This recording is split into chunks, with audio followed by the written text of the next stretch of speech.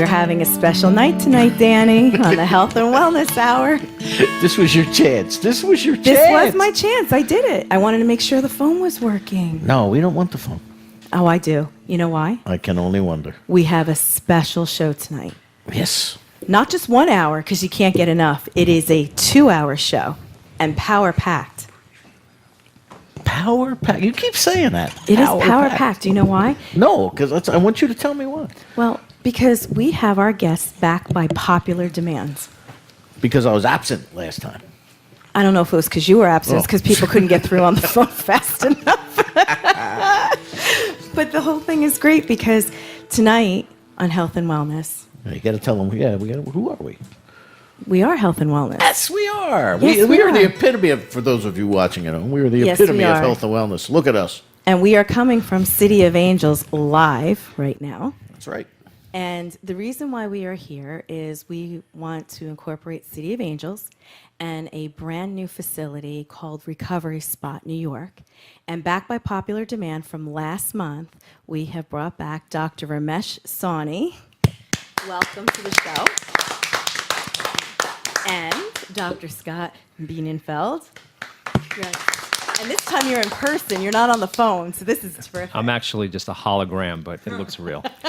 Yes, I'm here. So we welcome, and we also, as you know, we have our own Danny Coleman. But I've you've introduced yourself. So you said in the last Facebook Live, not tonight's, but that you didn't like lifestyle, but you must because you're here now.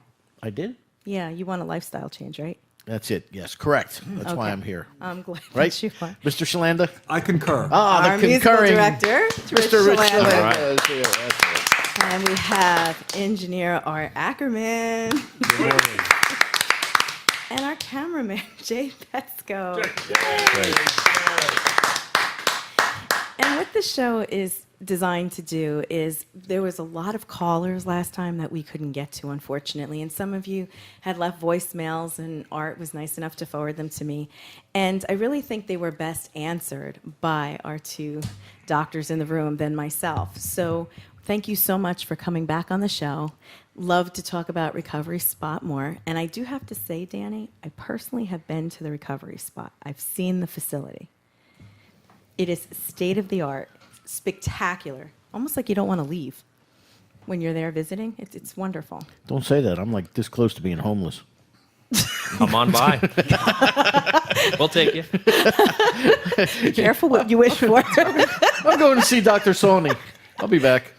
But this is a chance for everybody to call in. And we also want to hear if you have any questions for the Recovery Spot. We'll get into what they're doing there.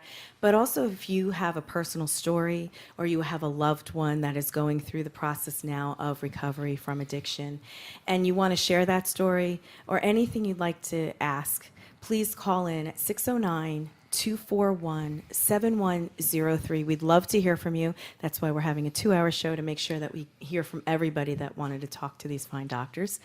And so I do want you to start by telling us about your facility. But the one thing I do want to make clear right from the get-go is we had our most successful fundraiser of the year for City of Angels on September 9th. And there, Recovery Spot was there. And what most people were concerned with is that you guys are in New York.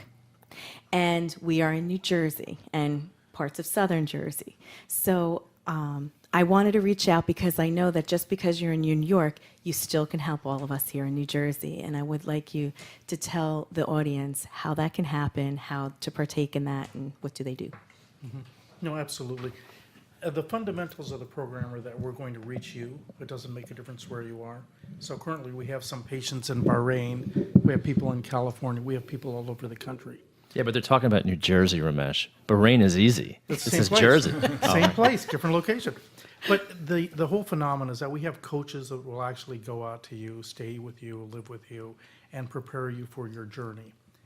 Once you enter into this journey, we may actually decide to Skype you or to give you one of our virtual reality sets, and you'll actually have a one-on-one discussion with our coaches, our counselors, psychiatrists, pain management specialists.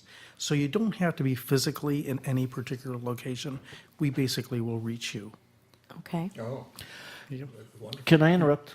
Of Sure, of course. course, yeah. Thank you.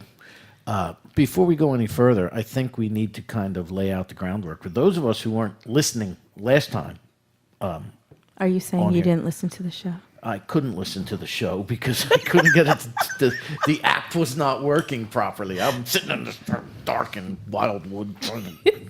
Anyway, but I think we need to, who are you guys? Tell us about you, Dr. Sawhney, first, Sure, and then of course, we'll yeah. go, We're we'll go over getting to there.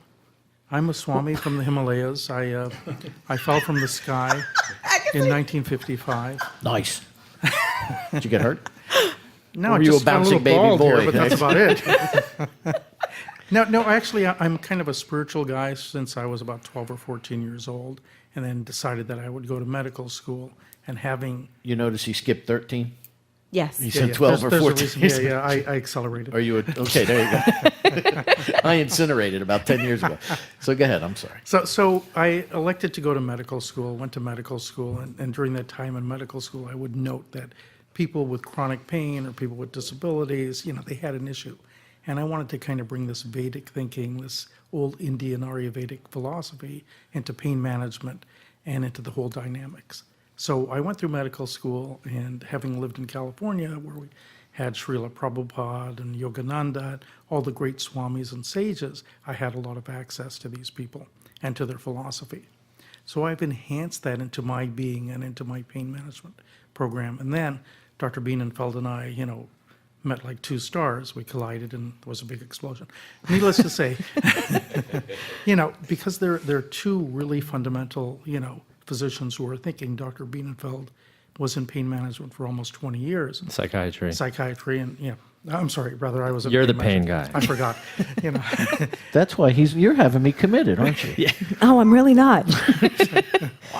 Not as far as you know. That's what I'm saying. This is all one big surprise. It's like an intervention. Yeah, so for me, it was a spiritual, medical journey, and now we've kind of put together a comprehensive program where we look at people in a spiritual sense, but we give them all the medical advances, Probufene, Vivitrol, whatever it is, Suboxone.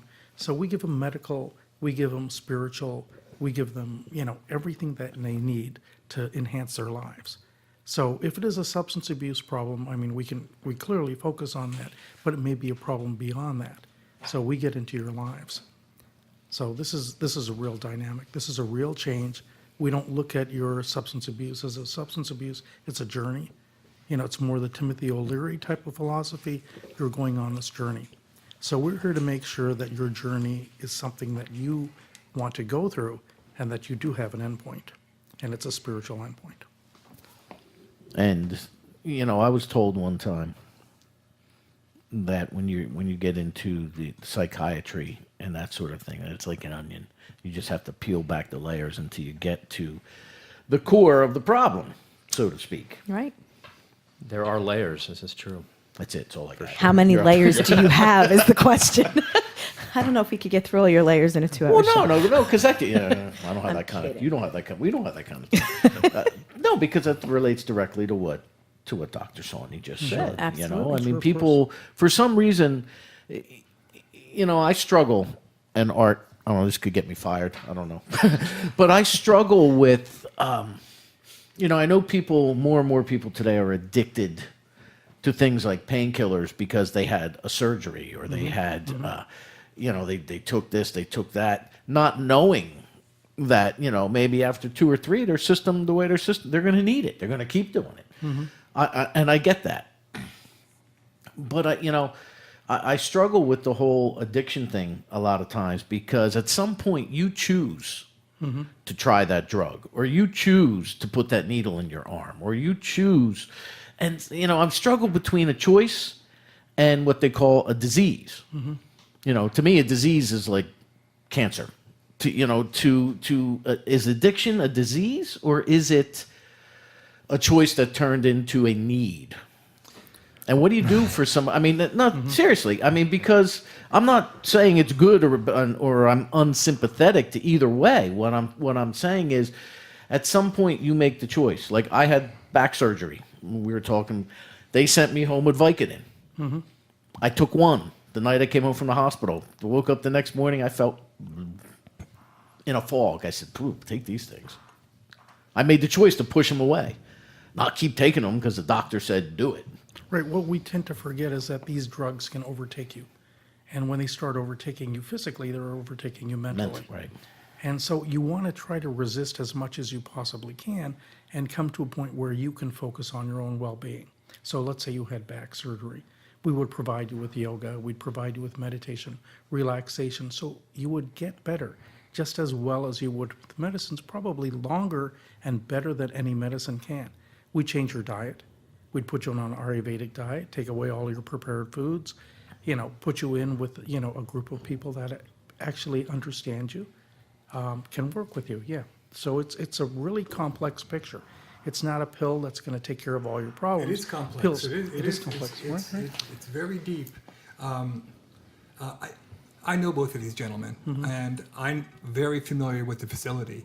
And both these guys and the facility, it's amazing. It's amazing what they do, their backgrounds, and what they provide for their patients. It's amazing stuff. So hopefully we could go deeper and deeper into that today and really try to capture the essence of it, because it's kind of hard to put your finger on how much Of course.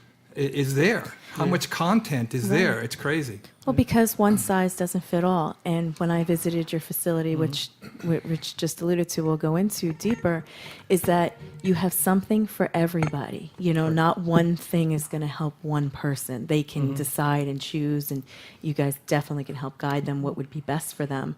And I think that's what the unique dynamic is here. It's not just one thing, and then that's going to help you, and you're expected to do this and you're expected to do that. It's saying, you know what, we're going to find what works best for you because we're going to get to know you as a person. Well, we're going to get to know you as a person. We're also going to evaluate you and really kind of peel back those layers and find out what else is going on. I mean, I think that your kind of question about disease versus choice, and, the reality is there's a lot of labels. I've been doing this for a long time, and I'm sure the phone lines are lighting up just based on this debate, because this is what people get into.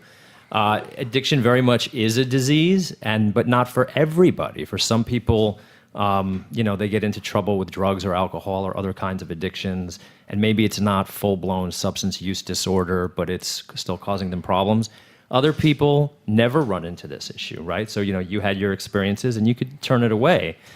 For every one of you, there is a lot of people that, they wake up that next morning and they're now hunting for more Vicodin, right? And, what's allowed us to understand the disease process of addiction over the past, 15 to 20 years is advanced neuroimaging, where we can see the difference between the addicted brain versus people that have not been really adulterating themselves with drugs or alcohol and things like that. And also genetics.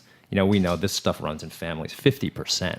Oh, wow. So, yeah. So if you really, for most people, really with hardcore presentations of addiction, and we see this all the time, you just have to ask them, and they'll give you a litany of family members that they know or have had problems with this. Is it genetics, or is it you learn what you live? Well, it's genetics for sure. Because and you can have two kids in the same house, and one could become addicted to something, and the other doesn't. Well, but they have different genes. They're not even they do identical twin studies. They're called concordance studies. So that's how we check this out. And they research twins that are separated at birth, and they see that there's absolutely higher presentations of addiction in identical twins, even if they're separate and they're growing up in different homes.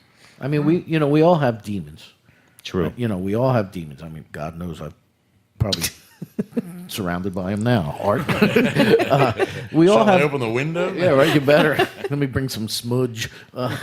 We all have demons.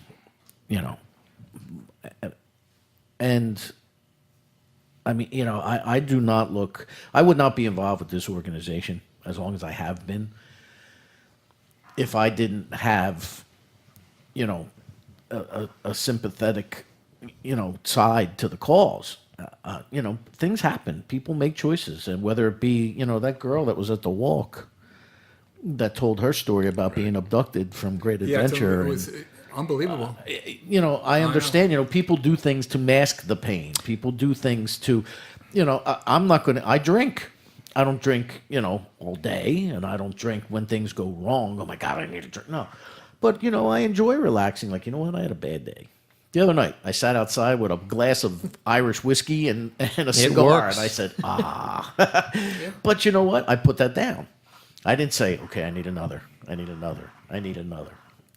I didn't say, next morning, God, I wish I had another, So I guess what I'm saying A lot of people can eat dessert every night and they're okay. And many people go on to develop diabetes or True. pre-diabetes, right? And we all No, that's a that's great a good analog analogy. for addiction. I mean, that's a big one. So, I think that kind of logic applies. Yeah. There's two kinds of kids. I mean, they're either partying or they're masking their pain from something. You know what I mean? And that's what you have to try and identify when they're, seeking help for their addiction. Well, what we find in addiction medicine is that most young people that get addicted very young, and I've seen high school kids as alcoholics and, young adults, 18 to 25, which is really the wheelhouse of drug abuse, right? But full blown, really, when you're kind of hooked on something, really having underlying trauma in your past is the rule, not the exception. Yeah. And part of and this is why psychiatry gets involved in this. Well, I was going to say that's why you two work together, right? Well, and that's it. And the trauma could be emotional trauma. It could be physical trauma, pain. And Dr. Sawhney sees tons of that. People coming in with all sorts of chronic pain from on the job or accidents, things like that. Emotional trauma, abuse, physical, sexual abuse, things like that fuel a lot of people's, search for escape. Now, you're both able to write scripts, right? Yes, we're medical doctors. Yes, we're both medical doctors. Right? Uh-oh. No, I don't. You know Yes, what? yes. How much research did I do for this show? Nothing. You There do. you He go. does Thank everything you by the very seat much. of his pants. Know that. So great. no, I mean, Yeah. I realize that you're both doctors, but Right. you know what? The principal of my kid's elementary school was a quote unquote doctor. She couldn't save me from a heart attack, but she had a lot of letters behind her name. You Right. know? They're- So I they're wasn't different- sure where right. you guys were there. We're Yeah. medical. We're physicians. Okay, so you're physicians Yes. as well, so you're able to write scripts. Well, and that's kind of, most treatment programs and treatment providers in this field are not MDs. It's becoming a much bigger subfield of medicine now. It's become more highly recognized. There's now actually advanced training in addiction medicine, but it's a relatively new idea. So you're unique. right. So this whole thing is more of a unique situation with the recovery spot, and both of you being medical doctors. It's a unique experience, basically. Correct. I don't really know, and there are thousands of programs Yeah. throughout the country. So I you're really basically the total package at the Yeah. recovery spot. We are the total that's what we're package. going for. Yeah, yeah. Okay. But that, even with pain management, I mean, people need to know that there are alternatives to, opioids and Right. straight out drugs out there. Totally. I mean, most people aren't. They think you have surgery and you're going to be on an opioid, and you're going to get addicted to it if you stay on it too long. And people are just not aware, of the Yeah, alternative. but it's a huge problem. I think people are becoming more aware Yeah. now. Oh, yeah, it's getting much better. Yeah. So- but- Okay. Well, Dr. Sawhney, you started this Right. Right. spot, right? Right. What made you get into that? What made you want to travel down that road? For 25 years, I've been seeing patients with chronic pain. Well, Does anybody have white robes? I'd like to put them on for a minute. So for 25 years, I've been dealing with patients in pain management, and it was easy to kind of to delineate which patients really needed medications and which ones didn't. And the vast majority, 99%, did not need medications. They needed treatment, and treatment could be Botox. It could be, ketamine infusions. It could be a number of other things, but not long-term opioids. Long-term opioids basically change you and take away your personality, take away your fundamental thinking. So what you don't want to do is you don't want to create a vegetable. What you want to do is enhance somebody's lifestyle. So that's what created this paradigm, and we said, okay, how are we going to do this? So Dr. Bienenfeld and I met, and we said, okay, this is how we're going to structure it. We're going to provide a medical program. We're going to treat the patient medically. We're going to assess them. We're going to give them a clinical psychologist. We're going to get into their lives. We're going to get into their families' lives. We're going to provide them with yoga, meditation, transcendental behavior, and then we're going to accelerate that to virtual reality, and then we're going to follow them forever. So wow. that's basically the paradigm. Wow. Nice. So when you say follow them forever, that statement stuck with me. Yeah, That was that's going very through good. my head. It too. stuck with me, but because it's a very powerful statement. Sure, So absolutely. if somebody comes to the recovery spot Mm-hmm. and they get the treatment by both of you gentlemen Mm-hmm. and the facility that you have there, so they leave the program, or is this a program where they have it for life? Do they check in? Like, how does that Well, work? in a after- way, they do check in, but they don't have to physically be there. Okay. So they could be in Los Angeles, they could be in any part of the world, and they put on their virtual reality glasses. They can talk Telemedicine to us. platforms. It's telemedicine, yeah. Okay. We can do this So we're now. going to communicate with them. So if they have a crisis, what is classic is that they'll pick up the phone, they'll call their coach or their support structure, and then they'll go and do their regular routine. We're going to prevent that from happening because you're going to be sitting next to us, or you're going to think you're sitting next to us, and you're going to have a session. Right. So yeah, for the rest of your life, you're going to be in constant communication with us.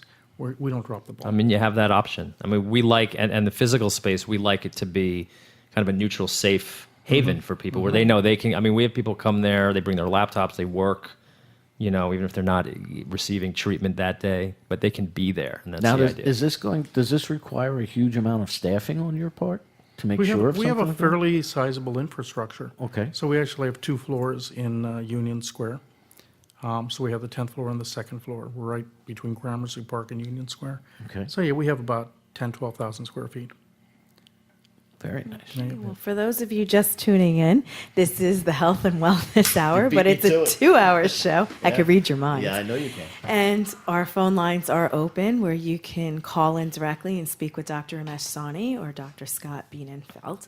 And the number is 609-241-7103.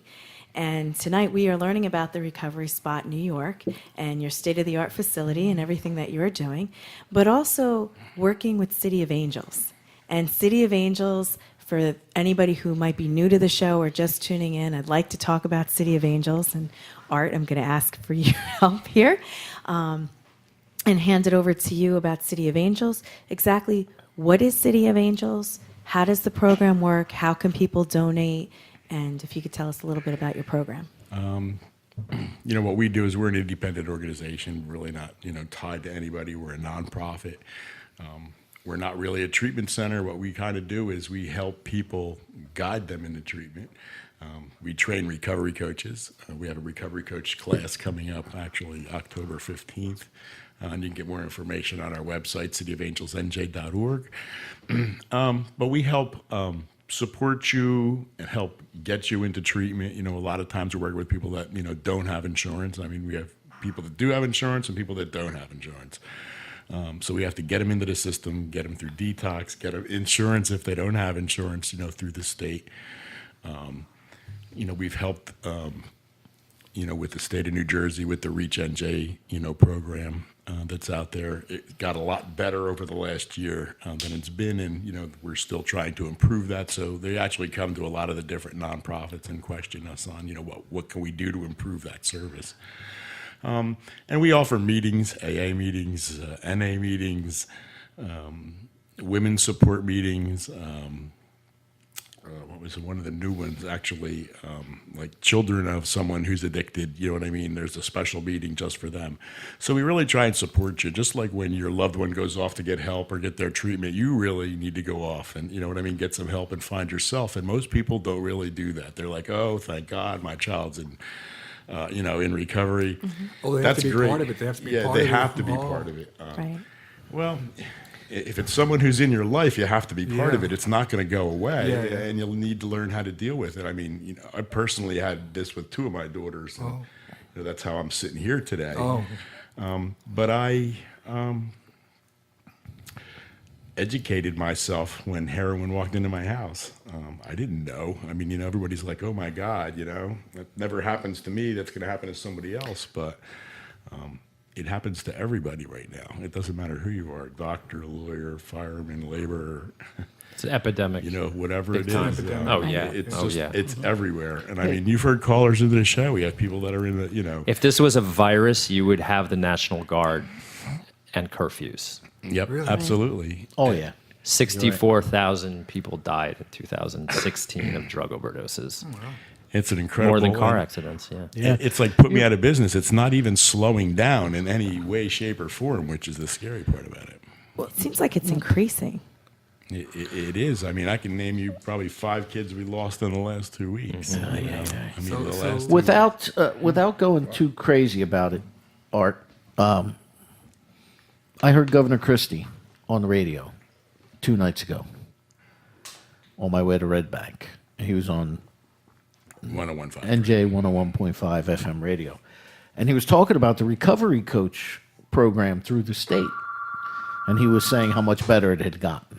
It is getting better, and that's what we're really ramping up to start doing. You know what I mean? That one ring to start, training more recovery coaches and getting them out there. I mean, the idea with recovery coaches is to put more boots on the ground now.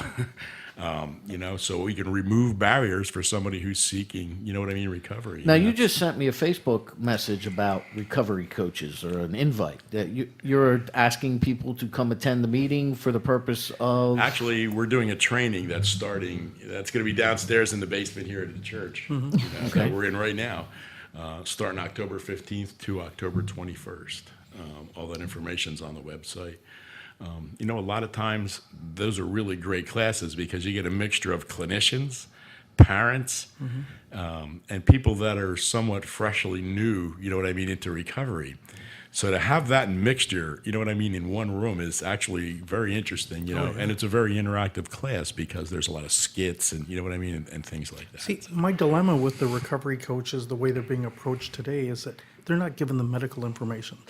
They don't really know what kind of medications are available, probufene sticks, Right. ketamine infusions, and how they work and why they work, and when do you call a doctor to intervene. So it's not a completely balanced program, so doctors should be more involved. It would be great to have doctors, more involved. You just don't normally see it. A lot of doctors don't want to treat addiction. They're scared of it. That's why we're here today. Yeah. Yes. That's That's it. the reason why we came together at the table, because of that. And you guys are really unbelievable. Thank you. Both of you, gentlemen, are. It's crazy. And Art, too. So this meeting is very important. This is a meeting of the minds. I think it's great to have the army of recovery coaches out there, though. And even if they're lay people and some of them are clinicians, I think on balance, it's better than not having the kind of call to arms. I mean, for this. basically, they're not clinicians. They're there as lay people. You know what I mean? A job of a recovery coach is what we tell and what we teach is to remove barriers for somebody seeking recovery. That's it. I'm not a doctor. I'm a dad. I'm not a psychiatrist. I'm a dad. I'm not a cop. I'm a dad. You know what I mean? So I can speak from that perspective. So am I. When I'm in it, I'm a dad, right? Governor Christie was saying how all of the recovery coaches are former addicts that they're using with the state. You People kind who of have tend been to through see the- people that have gone through this gravitate to that field. And I think Dr. Sawhney's point is very well taken on that note, because, excuse me, what we find is, there's a wide range of recovery coach skill sets. Right. And it's impressive. The good ones understand, like you were saying before, it's not a one-size-fits-all proposition, right? That you got to meet a person where they are and sort of assess what their needs are.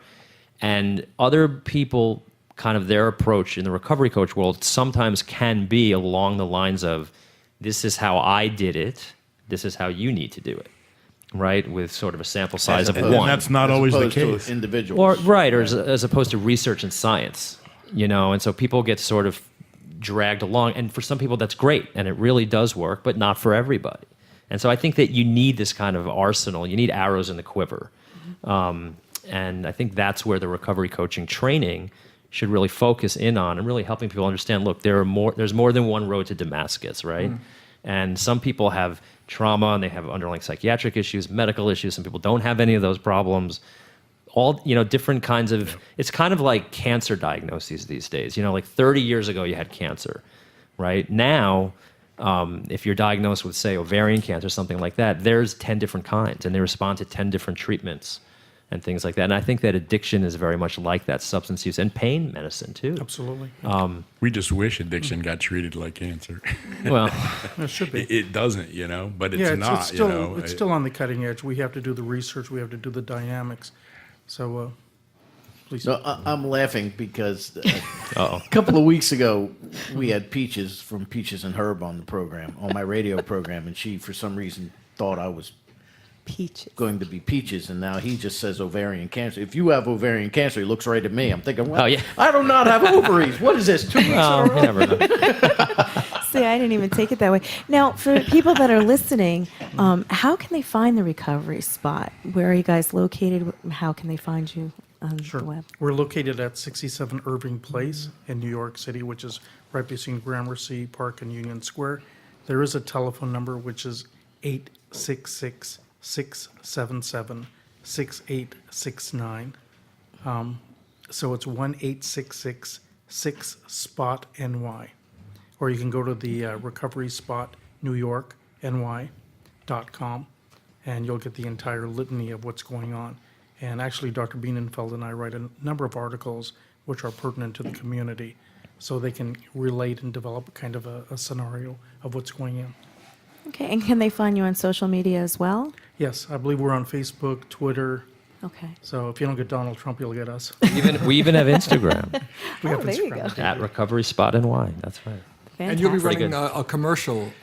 Yep, I actually have the commercial. Oh, We'd good. love to hear it. Want to run it? We should run it right now. I think we It's should, about a so half people an can hour. get Yeah, why familiar not? As with long as it. we're on the subject. Absolutely. Oh, actually, we have 2 hours of being on the subject, but Run it a not? few times. yeah. If addiction, pain disorders, and mental health issues control your life, and you are ready for change, the Recovery Spot offers expert outpatient care for addiction, pain disorders, and mental health issues.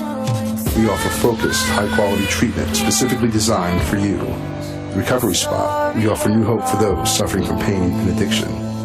www.recoveryspotny.com. We're located in New York City. I get a chill when I hear that. I do too. And I think it offers hope, and we want people to be aware of your commercial so it stays, within this community as well. But I do have a question for you.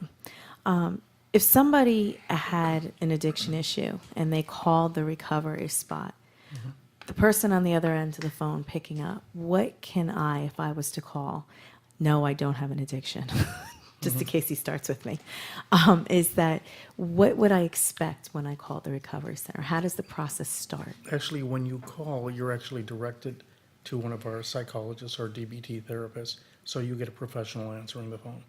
You don't get somebody who really doesn't know this, what's going on.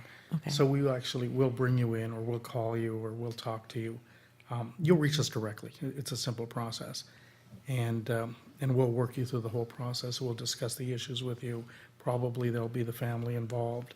It's a whole complex system. We'll call the family. We'll call you.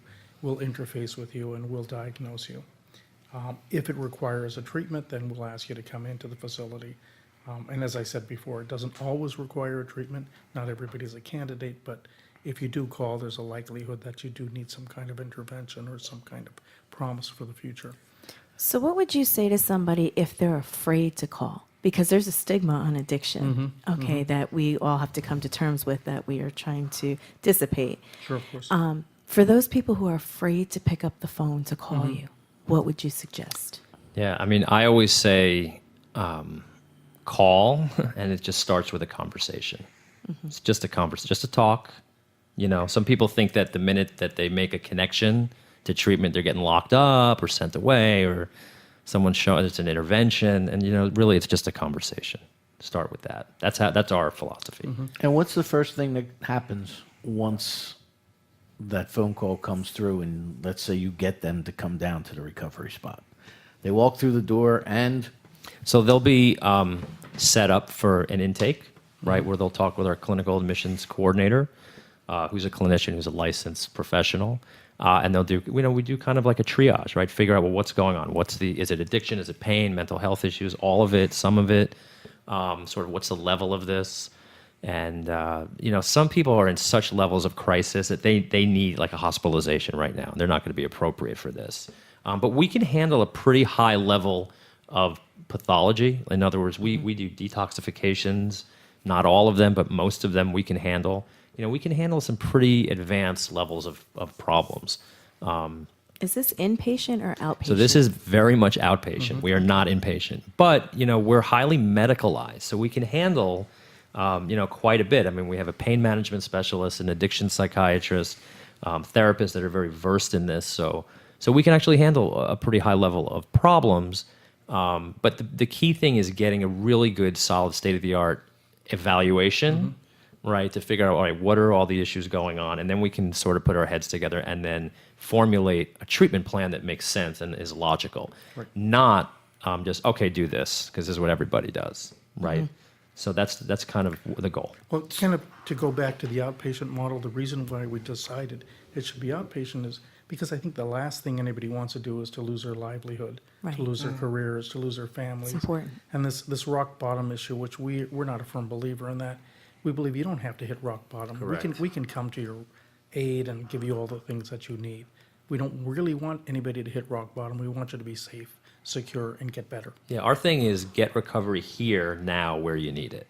And that can mean New Jersey, too. Now, what do you do when somebody takes the time, comes in, sits down, goes through all of the things you just discussed, and then says, you know what, I don't want to do this? Well, look, everybody has a right to live their story and self-determine, right? So we can't force people. We don't want to force people to do anything. It's exactly the opposite of what we're there for. Some people will walk away, but they know we're there. They might come back a year later. They might tell somebody else. I mean, if we could save one life, we've done good work, So we don't chase people down the street. We will not do that. In the last month, we put 8 kids in treatment. Wow. 4 are doing great. 2 are okay. 2 ran. And the other 2 left before they went to finish their first day. That sounds about right. That's how it goes. I mean, Well, does somebody have to be ready to say, okay, I have an addiction, I want to make the change? Or if somebody doesn't know if they're ready or not, like you said, it starts with a phone call. And I know people that are afraid to pick up the phone. I'm sure. Absolutely. That's But the first somebody step. else usually makes the call, right? In other words, if you're having an asthma attack and you can't breathe, you're calling. You're calling 911 on yourself, or Right. you're going to an ER. Addiction, or can be just as serious, but it sort of robs the ability to recognize this is like a major Right. problem.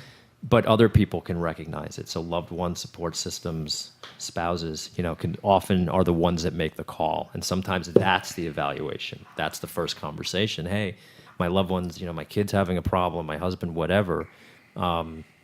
And that's what we do, and we have that conversation. see, and sometimes you have to make it hard, you know what I mean, for them, so that they all start that tumble down and want to get help. You don't want them to hit the bottom, Doc is absolutely right, but sometimes you have to push. We give a lot of coaching to families because we don't want patients to suffer. This is not punishment. We're not shame-based. We don't believe in that. But oftentimes support systems have a way of like fertilizing the addiction, Right. whether they're giving somebody money or they're just allowing them this and one of the Enabling. things, a lot of enabling, kind of enmeshed family systems. I mean, it's so common, and when you're inside it, it's so hard to see it. And how do you not do it as a parent? You know what I mean? You do it. But then you talk to professionals and we help guide you. And look, this is going to be hard, but this is what, if I you get want like, this to get my better. kid's homeless. Great. Get him a room and pay for it. Don't give him the money for Well, it. well, we'll give you the strategy. We actually, if somebody is homeless, we kind of bring them down to that level so that they know they have to reach out. Right. So we do have a strategy. We do have plans. We're pretty sophisticated about our approach. Right. And that's where you are. I mean, a lot of parents get desperate because their kids are homeless. They're living on the street. They don't know where they are. They'll touch in once in a while. And Well, that's a We'll- scary We'll situation. go the extra step in many cases. We've had homeless patients, and we've given them, telephones or flip phones, and we allow them to have that contact. They do need to have some physical contact with us, and then we kind of bring them in. Look, we can't help everybody. Right. I mean, some people, this is a terminal illness for a lot of people. I mean, I don't want to sit here and say, we have the cure for it. We don't. you know, but if you get into treatment and stick with it, you really have a good chance. You know, Very like good other chance. chronic relapsing remitting illnesses, it's like that. But not everybody's going to make it. And I think the public has a hard time with that. They don't. Sometimes the answer is, look, your son's a heroin addict and he's 25, and you know he doesn't have to come home. And that's a very difficult. It's really I mean, hard. and we never give up on anybody. I mean, our philosophy is really like where there's life, there's hope. See, and that's where we come in. We try and grab you off the street. You know, if we have to put you in a hotel room until we can get you into treatment. I mean, feed them. Art's a kidnapper. But people can still. But No, they can still they're off the willingly street. asking for help, and it could be anything. I mean, we've picked up, you know, ex-police officers or, you know, police officers that were down on their luck with Yeah. alcohol, kids who were homeless, veterans. I would say maybe like 2 to 5% of people that get help for addiction show up with waving the white flag. Right.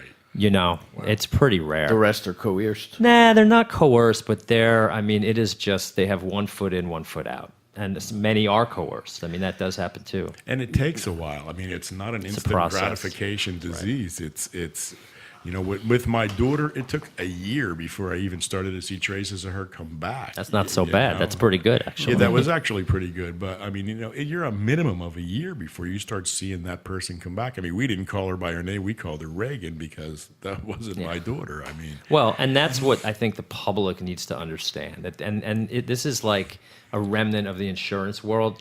28 days, you're better. Bring them back. And people have that expectation, right? Oh, you know what? They're in rehab. Okay, they're coming back in a month.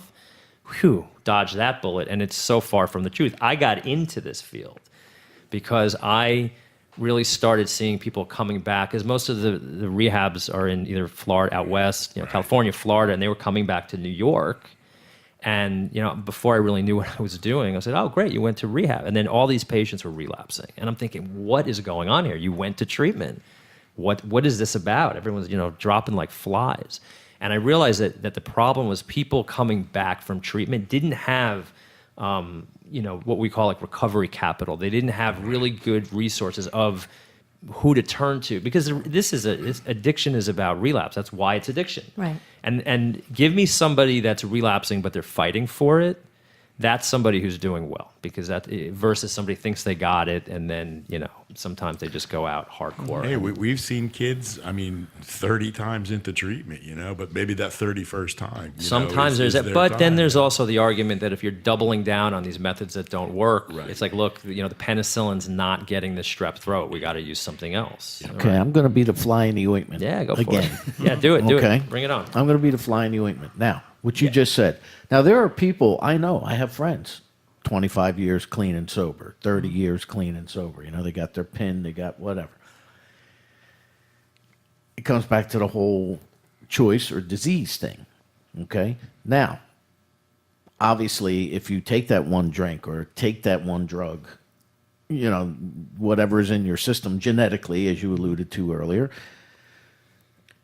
it just causes you to relapse, and even after 25 Not or always. 30 Yeah, years. that's not the Not case. always. That's not That's always not the case. No. Okay, It doesn't always do that. So No. people who have stayed clean and sober for 25 years Mm-hmm. off of drugs or alcohol, obviously, I guess what I'm trying to say here is if they could do it for that long, and now you're telling me that if they have one drink, it's not that they won't relapse. No, there's something called control. And Exactly. You want to learn about control, self-control, introspection. Which has not been the state of the art of this field until recently. If you have Right. diabetes, you adjust your diet, right? Well, you adjust your go on for a diet, but long I think term. that- Same thing. Some people do. Yeah, but you know, the reality is that there's the catchphrase is harm reduction, you know, and a lot of this has to do with that the dominant sort of options for people with addiction has been the 12-step programs, which works wonderfully for some people, but not for everybody, right? And the fact of the matter is,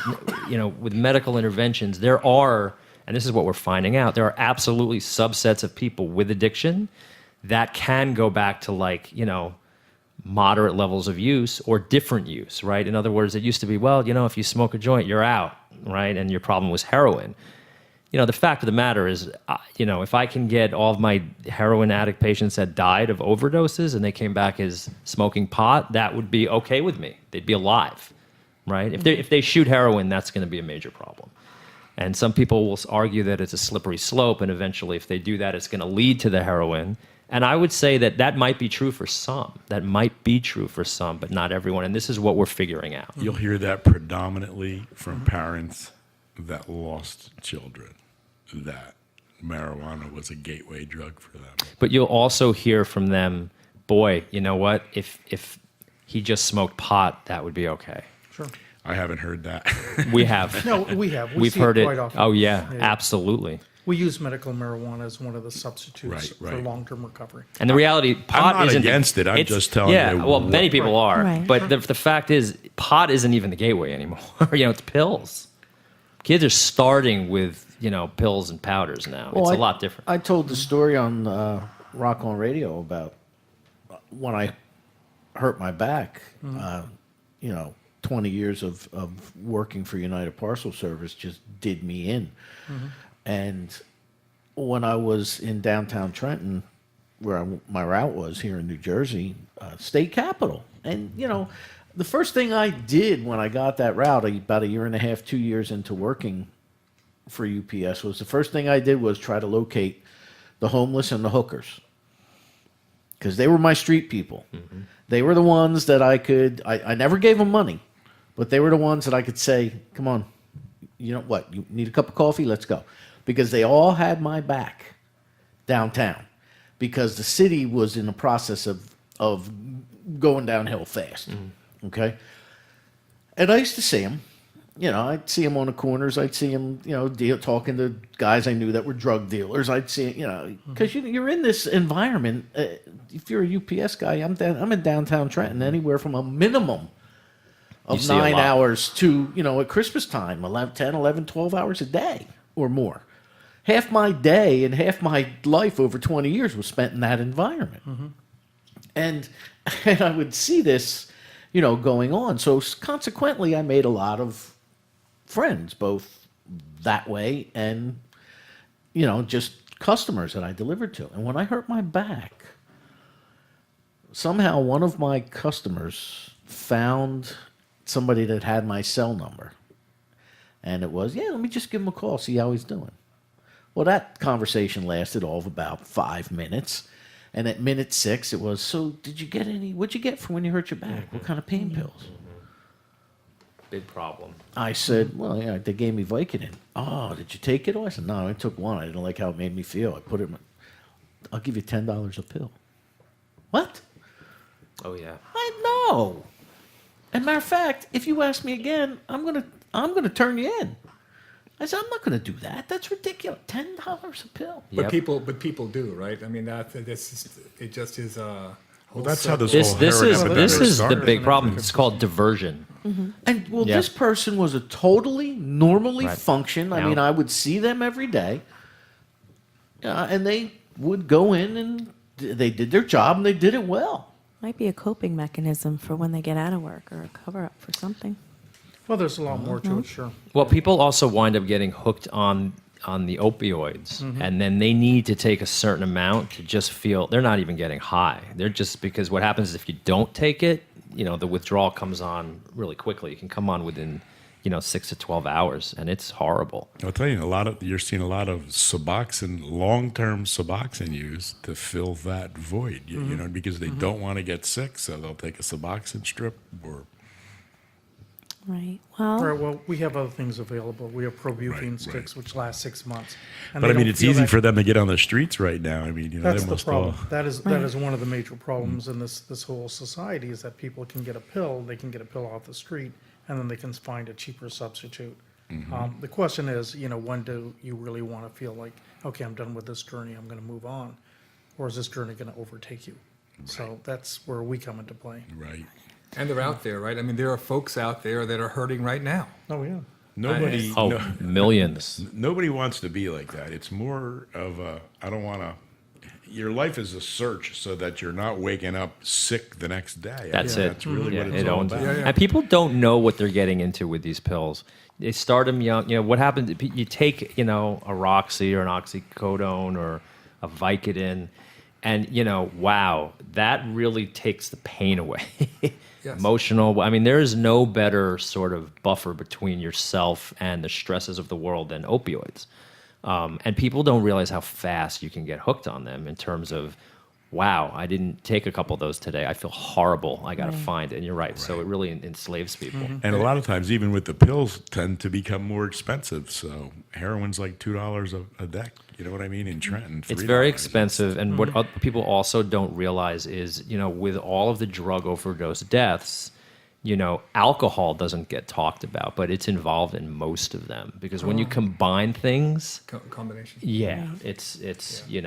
Actually, we had a Red Forum at Rider University in January, and we had the forensic guys from the state police come in. And every time there's a heroin overdose, they actually break down the compound. That's right. That they found. This is Methadone and alcohol. methadone, alcohol, Xanax mixed with the heroin. That's right. They're all neurodepressants. Fentanyl. They just shut it down, and people don't know that. They're not. It's never you know, just aware. heroin. That's my point. And it's often alcohol. Right. You Combined with everything else. combined with it, and people don't realize it. Alcohol gets a free pass in all of this. Everyone, That was so my it's oldest interesting. daughter. She kind of, the third time, that we got her detoxed and she, kind of went to treatment, she switched from heroin to like alcohol. And I'm like, this isn't good. You know what I mean? Like, this isn't good. It's an evil, alcohol is an evil drug, man, because you overdo it and you don't really know it. And That's it. Yeah, Go ahead, Mary. You're not making good decisions. Their level of inhibitory, complex, so they don't feel inhibitions. They feel better because nobody's looking at them. They're only looking at themselves. So so we need to kind of focus on looking at yourself. You as a person. Gotcha. Go ahead, Mary. I know. Well, if you're just tuning in, this is the Health and Wellness Hour. But tonight it is 2 hours. We are on the air till 10 p.m. We'd love you to call in. You can speak directly to Dr. Ramesh Sawhney and Dr. Scott Bienenfeld.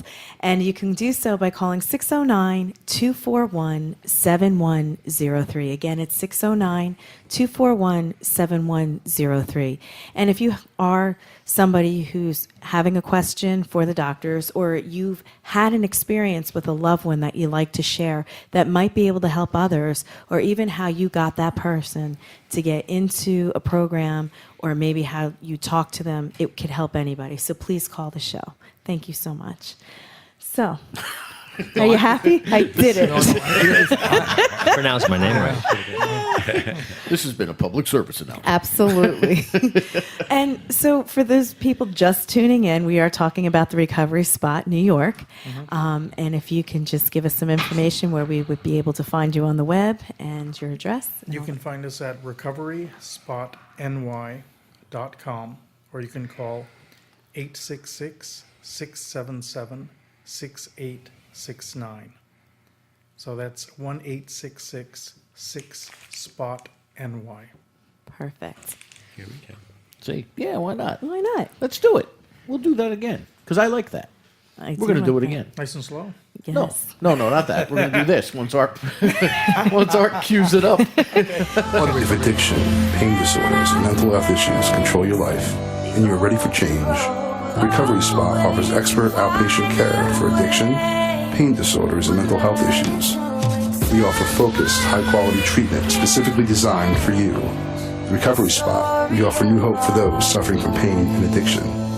www.recoveryspotny.com. We're located in New York City. There you go. See? I like that. Matter of fact, I think we should continue to play that on every show we ever do. I agree. On every show we do. Matter of fact, it's very important. This coming Sunday, we have Michael Askin right back here on Rock On Radio. Michael will be my guest, our guest that evening.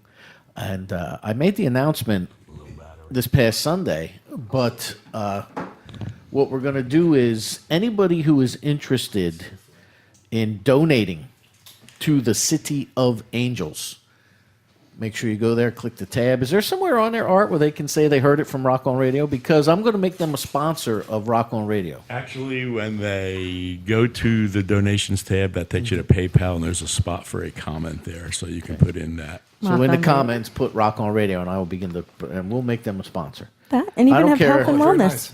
I don't care. Okay, the Health and Wellness Hour. There you go. We're a team. That's right. Correct. So, yep, I don't care if it's $1. We will make you a sponsor of Every dollar helps. Rock on Radio and Health and Wellness. Whatever show you want your ad to be, or your name to be mentioned on, just make sure you put that in the comments. Just And we'll, nobody at City of Angels gets paid. We all donate our time, so all the money that we take in all goes directly right back to helping people seeking recovery. there you go. That's great. And we're going to try and help them do that. Now, you two, you mentioned, you alluded to it, Scott. You are trying to do things totally different from the standard 28 days. Yes. Now, do you two find yourselves at odds with the insurance companies and the doctors? I mean, you guys are the doctors, but what do you do when somebody is sent to you, you know, and they say, my doctor recommended I come see you guys, you know, but their insurance company says, their doctor recommended they come see you, but hey, it's only good for 28 days. And you know they need 60, 90, you know, what do you do? Yeah, I mean, we will provide treatment to the best that we can, but we generally we do our best to dictate what we think is the standard of care, and then they'll collect from insurance what they can get back for it, and ultimately people will pay out of pocket or whatever they need to do. But this is the insurance coverage for this is a huge problem. I think you're touching on like such a major issue. And you know, it's interesting because New Jersey is actually pretty progressive right now, and with what Christie's doing, actually, in terms of mandating insurance companies pay for treatment. You know, Question is, will it stay when he's gone? well, you know, I don't know. That's beyond me, but that's pretty good. And they're mandating that they pay for, you know, medically assisted treatments and things that are, you know, a little more scientifically proven to work, which is a step in the right direction. I will say. I think that's promising. I agree, but I think now there too, without getting into the politics of the whole thing, but I think you're getting into it's going to open up a whole kettle of fish because of the stigma that's attached to addiction. Now, Well, let's get rid of that. I'm not an addict, so if Christie's mandating that insurance companies pay, you know what's going to happen. The insurance company is going to jack up everybody's medical rates. Or wellness rates or whatever it is. So technically, I am paying. It's kind of like health care for the uninsured or charity care. Technically, whatever I pay in a premium is going to go to help these people who are addicted. Right, But you're paying for it anyway. Right. You're paying Well, for it in that's ERs. either and way, right. Rescue, you know, Now, EMTs. I Paying work a in much higher price. Yeah, I work in a hospital by day. Cool. Okay. And every starting Thursday or so, our emergency room becomes a detox center. Right. The Trenton cops don't want to lock them up. Yeah. Take them to the hospital. They hook them up to 1,000 of saline and boom, let them sleep it off and they go. So it's like a revolving door. That's really an interesting thing. You know, detox in that moment for people is a really good time for someone like a recovery coach, like you said, guiding people into treatment. That's a vulnerable time for people.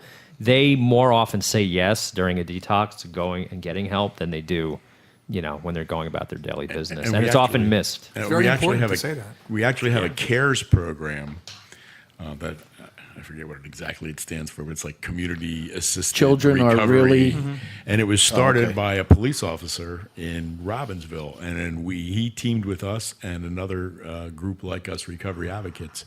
So when you get arrested for DUI or a simple possession or something like that, you go to jail and you get booked, But then they call a recovery coach. And I mean, we can get called at 2:00 in the morning. We can get called now, whenever that is. We go in and talk to them like, hey, we can get you into treatment right now.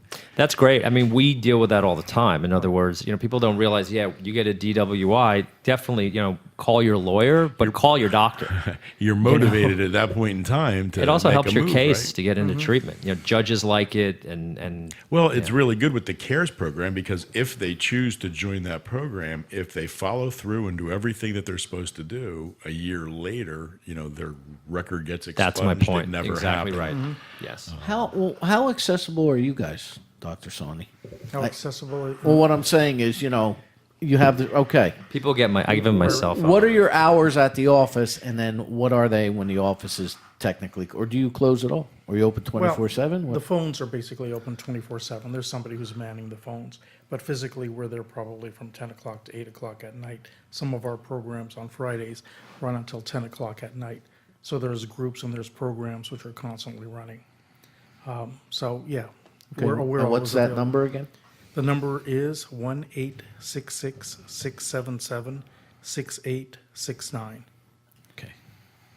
I wish folks could actually see the facility. I mean, I've been there, so I wish people could actually see.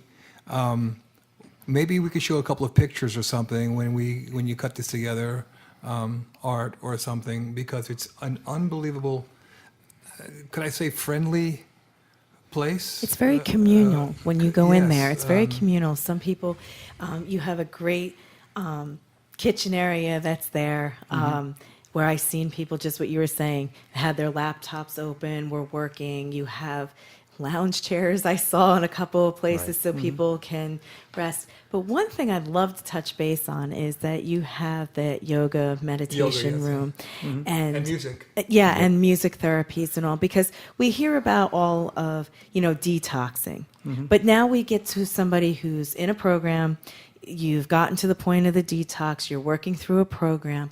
Can you explain how music therapy, yoga, meditation? For me in my practice, Reiki is really, really big, especially with addiction, and can help people.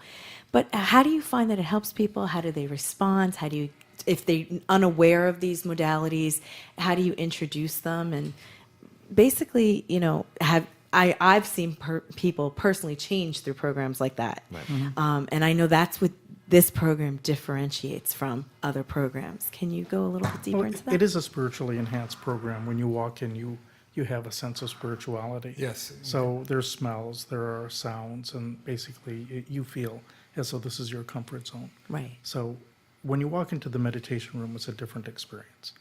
So it's filled with majestic, Well, that's right. And for if you ask most people that have gone to like rehab or treatment, it's torture. Yes. Not always. I'm being, but I can't name you one person that liked it. But most people will sort of say, it's dry. Unless there are places that are nicer than the hotels we stay in. However, by and large, the rehab and the treatment experience or just recovery in general, can kind of suck. It can be boring. It can be dry, and it's very much a behavioral thing, right? We get people involved in the music creative arts development. Is a huge part of what we do. I'm a firm believer, and there's literature on this, that when you're stimulating those parts of your brain, you're healing, and you're not using drugs, and you're not even like thinking about using drugs. And we get very heavily involved in tapping into people's either talents and things that they had going on before they got into problems with drugs and alcohol, or just finding out what they're into and how they want to go forward. We're very much a strengths-based program. Right. We're pretty good at figuring out what the problem is and fixing it, but then you got to go forward in your life. Right. Right? And a lot of people kind of need some help in figuring out, well, how am I going to kind of fill myself with things that I do and that are meaningful. I was going to ask you Maryann's DVD is here. Extreme Chakra Cleansing for a Supercharged Life by Maryann Castello, and you got all those letters after your name too. So. Well, what Maryann does and what we do are essentially the same. Okay. What we try to do is we try to stimulate your brain. We'll use your 7 chakras and your spiritual chakras, so the 8 chakras. You may attest to this. And the vibrations actually elicit a specific response in your brain. We want you to identify with those responses, which allow you to withdraw from your medications and enter into a space that you're comfortable with. But you should have the ability to enter into that space at any time. So we teach you those modalities, the physical modalities of entering into a sound or creating a sound or being part of that sound. So there is that component, and that sound really does affect the way your brain responds to everything around you. So these are the fundamentals of well-being. Again, going back to my day job, a couple times a week I have to visit our psychiatric unit. And I'm not going to sugarcoat it or kid you. It's the scariest part of those 2 days for me because, the patients roam free up there. And and there are quite a few cases where I've seen, they've had to call security because a patient had to be restrained or just something seeing or thinking or didn't get their breakfast or they got the breakfast they ordered, but when it came up, this isn't what I would, and they snapped. So it's very, very scary. Yes, just like that. It's very scary. I snapped. To see that. Yes, it's very scary to see that. But what they do for therapy, they have drum circles. They have So important. my garden outside came from the psychiatric unit. And I always joke and say, yeah, these vegetables are insanely good, but that's what they do. They grow them from seeds. And, Well, we enhance that further. We'll actually have kirtan programs. We've had kirtan programs with Krishna Das and other people, as you know. Fantastic. So we're always constantly looking for mantras or mechanisms where people can, further enhance and feel calm and feel relaxed. So we're going to provide you with that, the insight that you may not have known exists. nice. So we're going to bring it to you. Where'd you go to school, Dr. Sawhney? I went to school in Mexico and then finished at Rutgers, New Jersey State Institution. New Brunswick? In New Brunswick, yeah. And then I went to Mount Sinai and did my my residency and Any fellowship. residence? Okay, Yeah. nice. You?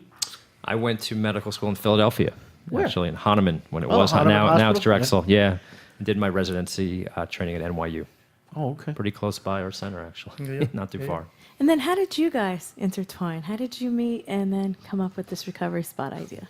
They were out drinking one night and That's bumped it. into each other. It's a lifestyle, That would be health me. and Yeah, lifestyle. that'd be me. We met through mutual friends, that people that we knew, and it just so happened that we were both kind of interested in similar things. Actually, the truth is that Dr. Sawhney was really, you've been very ahead of your time with the whole ketamine. Ketamine Thing. infusions. Yeah. I've been doing ketamine for the past 25 years. Ketamine is Treating people yeah. with chronic pain syndromes. I was going to say, tell people what ketamine is. So ketamine is, I'm going to be the anesthesiologist Please, here now. please, yeah. Yeah, I'll it's go to it's sleep then. it's an anesthetic agent that's been used really since the 70s. And what's nice about it for pain management and anesthesia is you don't have to establish an airway. It actually, most of these drugs, when you put people to sleep, it shuts down your breathing, so we have to breathe for you. But ketamine doesn't do that. It's actually a relatively safe drug for this. They'll use it on the battlefield. They use it in ER situations. Kids come in with it. When you need to do something quickly to somebody, medically, ketamine's a good choice because, again, you don't have to get an airway and it's Right. safe. And so Dr. Sawhney's been doing this for years, and so in the psychiatric literature over the last 5 years, maybe 10, if we stretch it, ketamine has emerged as a very powerful antidepressant drug with anti-suicidal properties, which kind of took psychiatry by storm, really, because it has been shown to work so well for people where the medications aren't working, they're severely depressed, or they're suicidal. After one ketamine infusion, some people get up off the table, they feel great. And that's anybody, and there's a lot of people who take psychiatric medications, antidepressants, they know they can take 3 to 5 weeks to start working, right? And when you're severely depressed or suicidal, that's a lot of time. A lot of things can happen in that time frame. And for some people, the traditional antidepressants never work. For most people, they do, but for some people, they don't. And Dr. Sawhney, and I'd started reading all of this and thinking, well, that's really interesting. Somebody's doing this. And he just sort of taught me all about it. And we, started treating patients with it. It's amazing. Now I'll Unbelievable. be the psychiatrist. So what we found is with ketamine, it's an NMDA receptor. So it goes into the gamma-3 part of your brain and it elicits a response, which is basically an antidepressant. But we've also found that in people who have, dependency problems, that it is also used for withdrawal. And in combination with propofol, which is another IV general anesthetic, it lowers your seizure threshold as well as your headaches. So in a combination with pain therapy, with ketamine, we're able to decrease your pain and we can take away your depression. And then we further enhance that with Botox, which lowers your pain. So that kind of helps with the whole detox process? It does, definitely. And there's a lot of literature to support that. We're kind of on the cutting edge. We knew about this probably 2 or 3 years back. Right. We've been utilizing in our patients, but yeah, it So we definitely- do a lot of the ketamine. And, ketamine, it has street value. There's people who Or not abuse good it. at it, yeah. I mean, it's just plain and simple. Well, So that's part of this, too. A lot of psychotropic drugs, right? Yep. They have a lot of side effects. Correct. I hear that from a lot of people. Totally. With ketamine, are there any side effects that people may experience, or is it pretty insignificant? Well, look, any drug or any medication can have side Right. effects, right? Even a placebo. So let's get that out there. However, now ketamine, the big side effect is it's what we call dissociative anesthetic. So at low doses, it makes people sort of feel good and feel kind of giddy. But then as you get to higher doses, it's kind of like LSD. I mean, you'll hallucinate. It's a trip. I mean, it's called a K-hole on the street. That's what they call it. But we knock you out, right? In other words, when we give doses like that, you're under conscious sedation, so you generally don't experience that at all. For most people, there's absolutely no side effects. It can raise your diastolic blood pressure a little bit while we're administering But it. we monitor it continuously. Heart rate goes up a little bit. If you have a serious heart condition, or if you have like prone to seizure or something like that, it's probably not a good idea. But for everyone else, it's pretty safe. Now, propanol, that's what Propofol. killed Mike. That's what killed Michael Jackson, right? Well, he was using a number of other agents other than propofol. Propofol was the inciting agent. I was a person who did the interview with CNN. Oh, okay. Yeah. So, So Michael had other issues that he was dealing with. So other depressants. And he claimed he had sleep issues, but really, intrinsically, he never was satisfied as a person. So that's where a lot of his problems stem from. Okay. Well, that's what I think it is. I think if you can get people to learn to believe in themselves and that they can be in control of their own life, Yes. I would think that you have a better, I don't even want to say cure because it's not a cure, but, a better success rate, with addiction. And, we're always talking about people have to get into recovery, yes. But when they're there and you start seeing success, and say you start seeing somebody kind of slip through the cracks a little bit, and you're right there and guiding them, and then they get over that hurdle, right? And then they have more success, and then they can leave your program. What tools do they walk away with? Not just with what you did, but when they walk out that door that you're giving them on their last day, say that they're physically at your facility. What tools do you give them to walk away and to continue their success? Sure. I mean, there is a spiritual component, so we really enhance their well-being and their introspection. We connect with their families. We discuss it with their families, so we give them a balanced approach. If they do fall through the cracks, we're there. Not just by a phone call, but you can actually make contact with us. But we expect that you're going to fall through the cracks. That's a given, right? Right. So if you do, you put on your glasses, you talk to us. We're going to talk to your family. We're going to know what you're doing. As far as your wisdom and your introspection, oftentimes we'll tell people, if you feel like there's a crisis, go for a meditative walk. Go between two bodies of water. The bodies of water actually give you balance and identity, and you need to be away from people.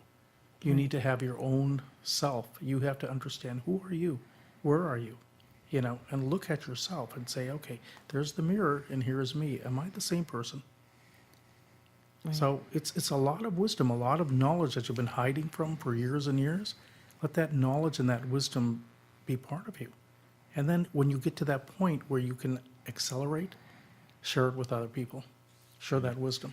Now, do you support sober living or sober living environments for them to stay in, like sober house? Totally. Yeah, for some I people, mean, I that's just a think great it's option. like-minded people, you know. I just think with the short stays for outpatient, you know, and everything is outpatient now, at least they're around like-minded people. They're being kept honest.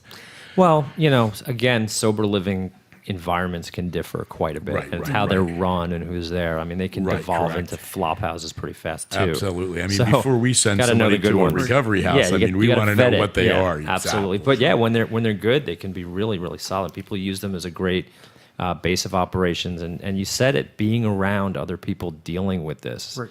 is critical. I think the best skill we can give people when they leave is the idea that it's okay to tolerate not feeling so well. Because a lot of people just want a pill to make it go away, or they want instantaneous gratification. Yeah, or it's not, or they just want instant relief, our right? society. Which is why the yoga is important, because it teaches you to sort of sit through discomfort. Yeah, I think what you guys do is you know. awesome because it really gives people a new set of skills because you have to learn how to cope, you know. But everybody is at a different place of being able to receive it. That's the Right. challenge. Hard work. I mean, it is not.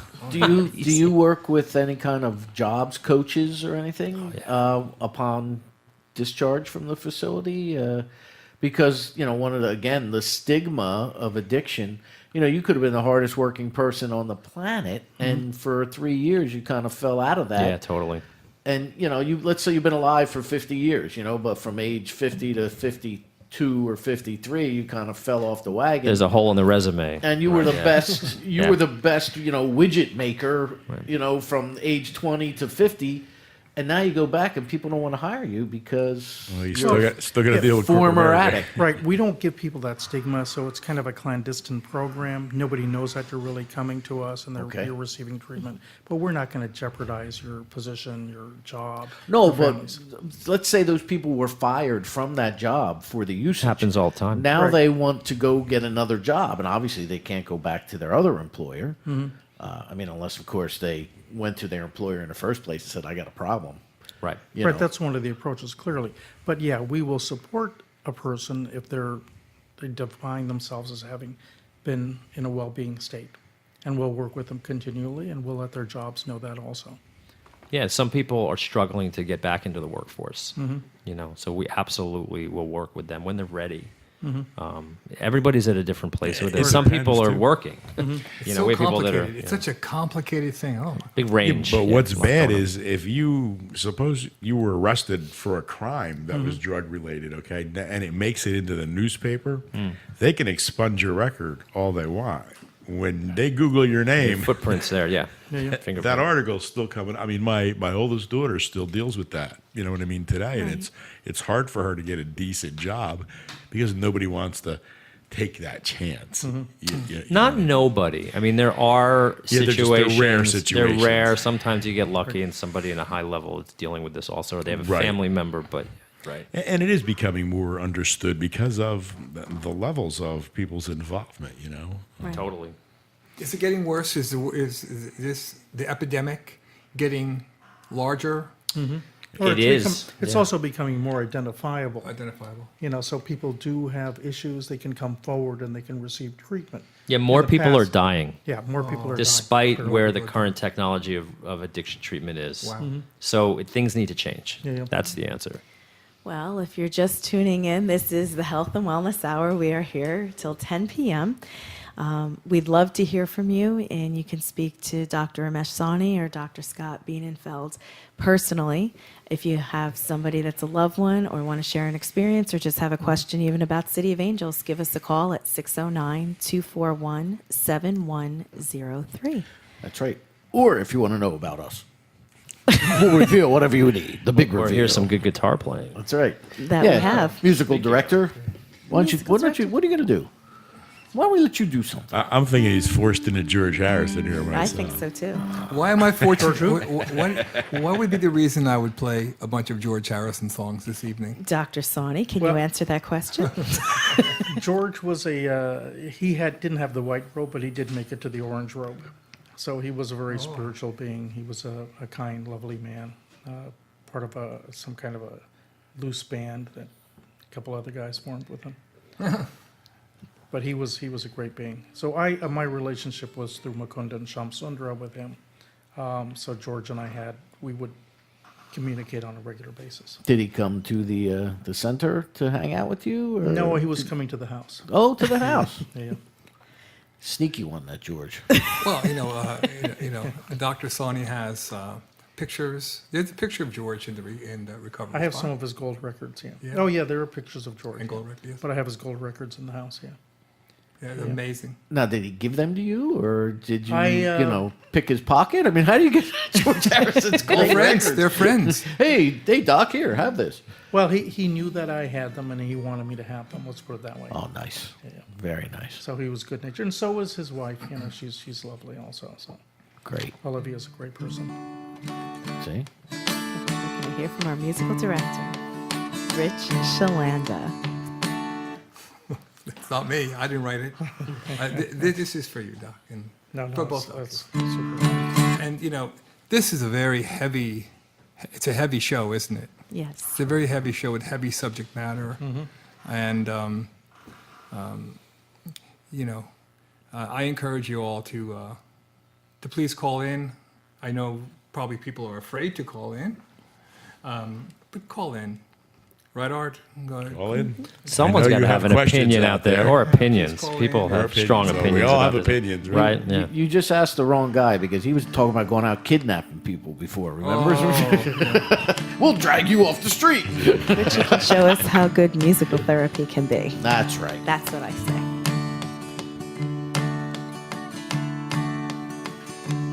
Give me love, give me love, give me a peace on earth. Give me life, give me life, give me free from birth. Help me hope, help me cope with this heavy load. Trying hard not to feed you with my heart and soul.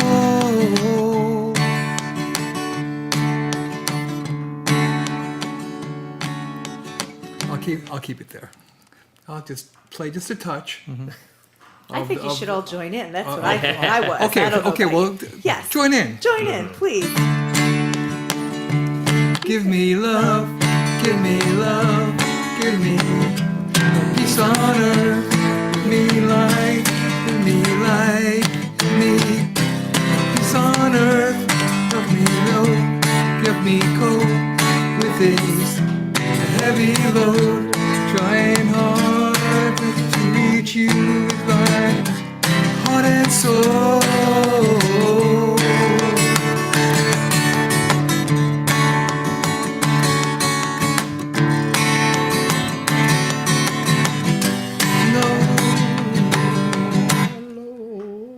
See, he's singing. Keep going. I love it.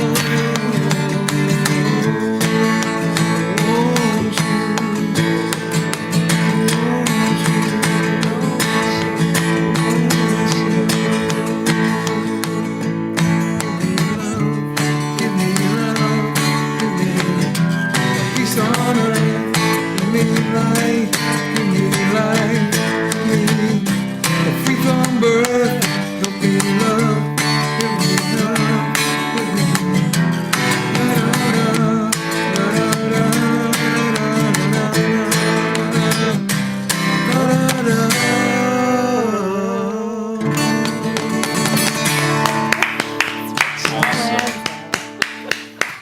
Dr. Sawhney invited me one day to come to his house, and there was a classical sitarist and a tabla player, and we actually did George Harrison songs with them, and that was a great time. Who was the tabla player?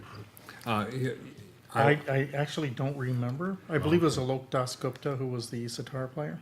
Okay, was he from New York or North Jersey? He was actually from India. From No, India? no, yeah, he was from India, and Oh, he okay. studied under Hussein. So, Okay. and Alok actually did the Sgt. Pepper's Reunion, all Yes. the sitar solos. Yeah, because he was a guest on One More with Danny Coleman. Oh, okay. That's why I. Oh, that's okay. why I. yeah. I think I it's- know who you're talking about. Yeah. If it's the same guy I'm thinking Yeah, of, yeah, yeah. yeah. Okay. Yeah, And then I saw a concert with Krishna Das. That was That fantastic. was fantastic. That's why, again, That was a very spiritual experience with that was a Krishna. very spiritual experience. Well, the doctor surrounds himself with that. Well, And that's part of the whole inner piece, is that Yes. you surround yourself with people who really are spiritual beings, and that allows you to be a spiritual being. So it's surrounding yourself in that peace. With like-minded individuals. Exactly. Yeah, yeah. Spiritual vibe. Well, that's Yeah, yeah. well, yeah, it's just so important. We'll you know, both doctors offer that guidance and their expertise. It's just amazing. I mean, I wish I could bring everybody to the place right now, you know, Right. and show them road trip. Let's go. what these guys are doing. It's an incredible thing. So, well, how do you stumble upon George Harrison? I mean, you know, That's a good question. I mean, it's largely because I've been a Hare Krishna devotee since I was about 14 years old. okay. So there's a lot of people in the Hare Krishna movement, you know, in that spiritual movement. Some might be Chrissy Hine, might be Sting, might be George, might be, you know, and there are other people like Gary Wright and other people that I have associations with who all have that spiritual being and that inner light. George clearly found the inner light and he tried to share it with the world. Paul tries to share it with the world. Ringo does share it with the world. John was a spiritual being from day one. So was George, by the way. When George was, before he was born, his mother used to listen to classical sitar music. And Louise, his sister, shares this with me. Oh, wow. And so George was built or born to a spiritual life from day one, before day one. So what you think about these four amazing people is probably true. Okay. So, how did you meet him? How did I meet anybody? Inquiring minds want to That was know. the original, you know. You know, it's really through the Hare Krishna movement.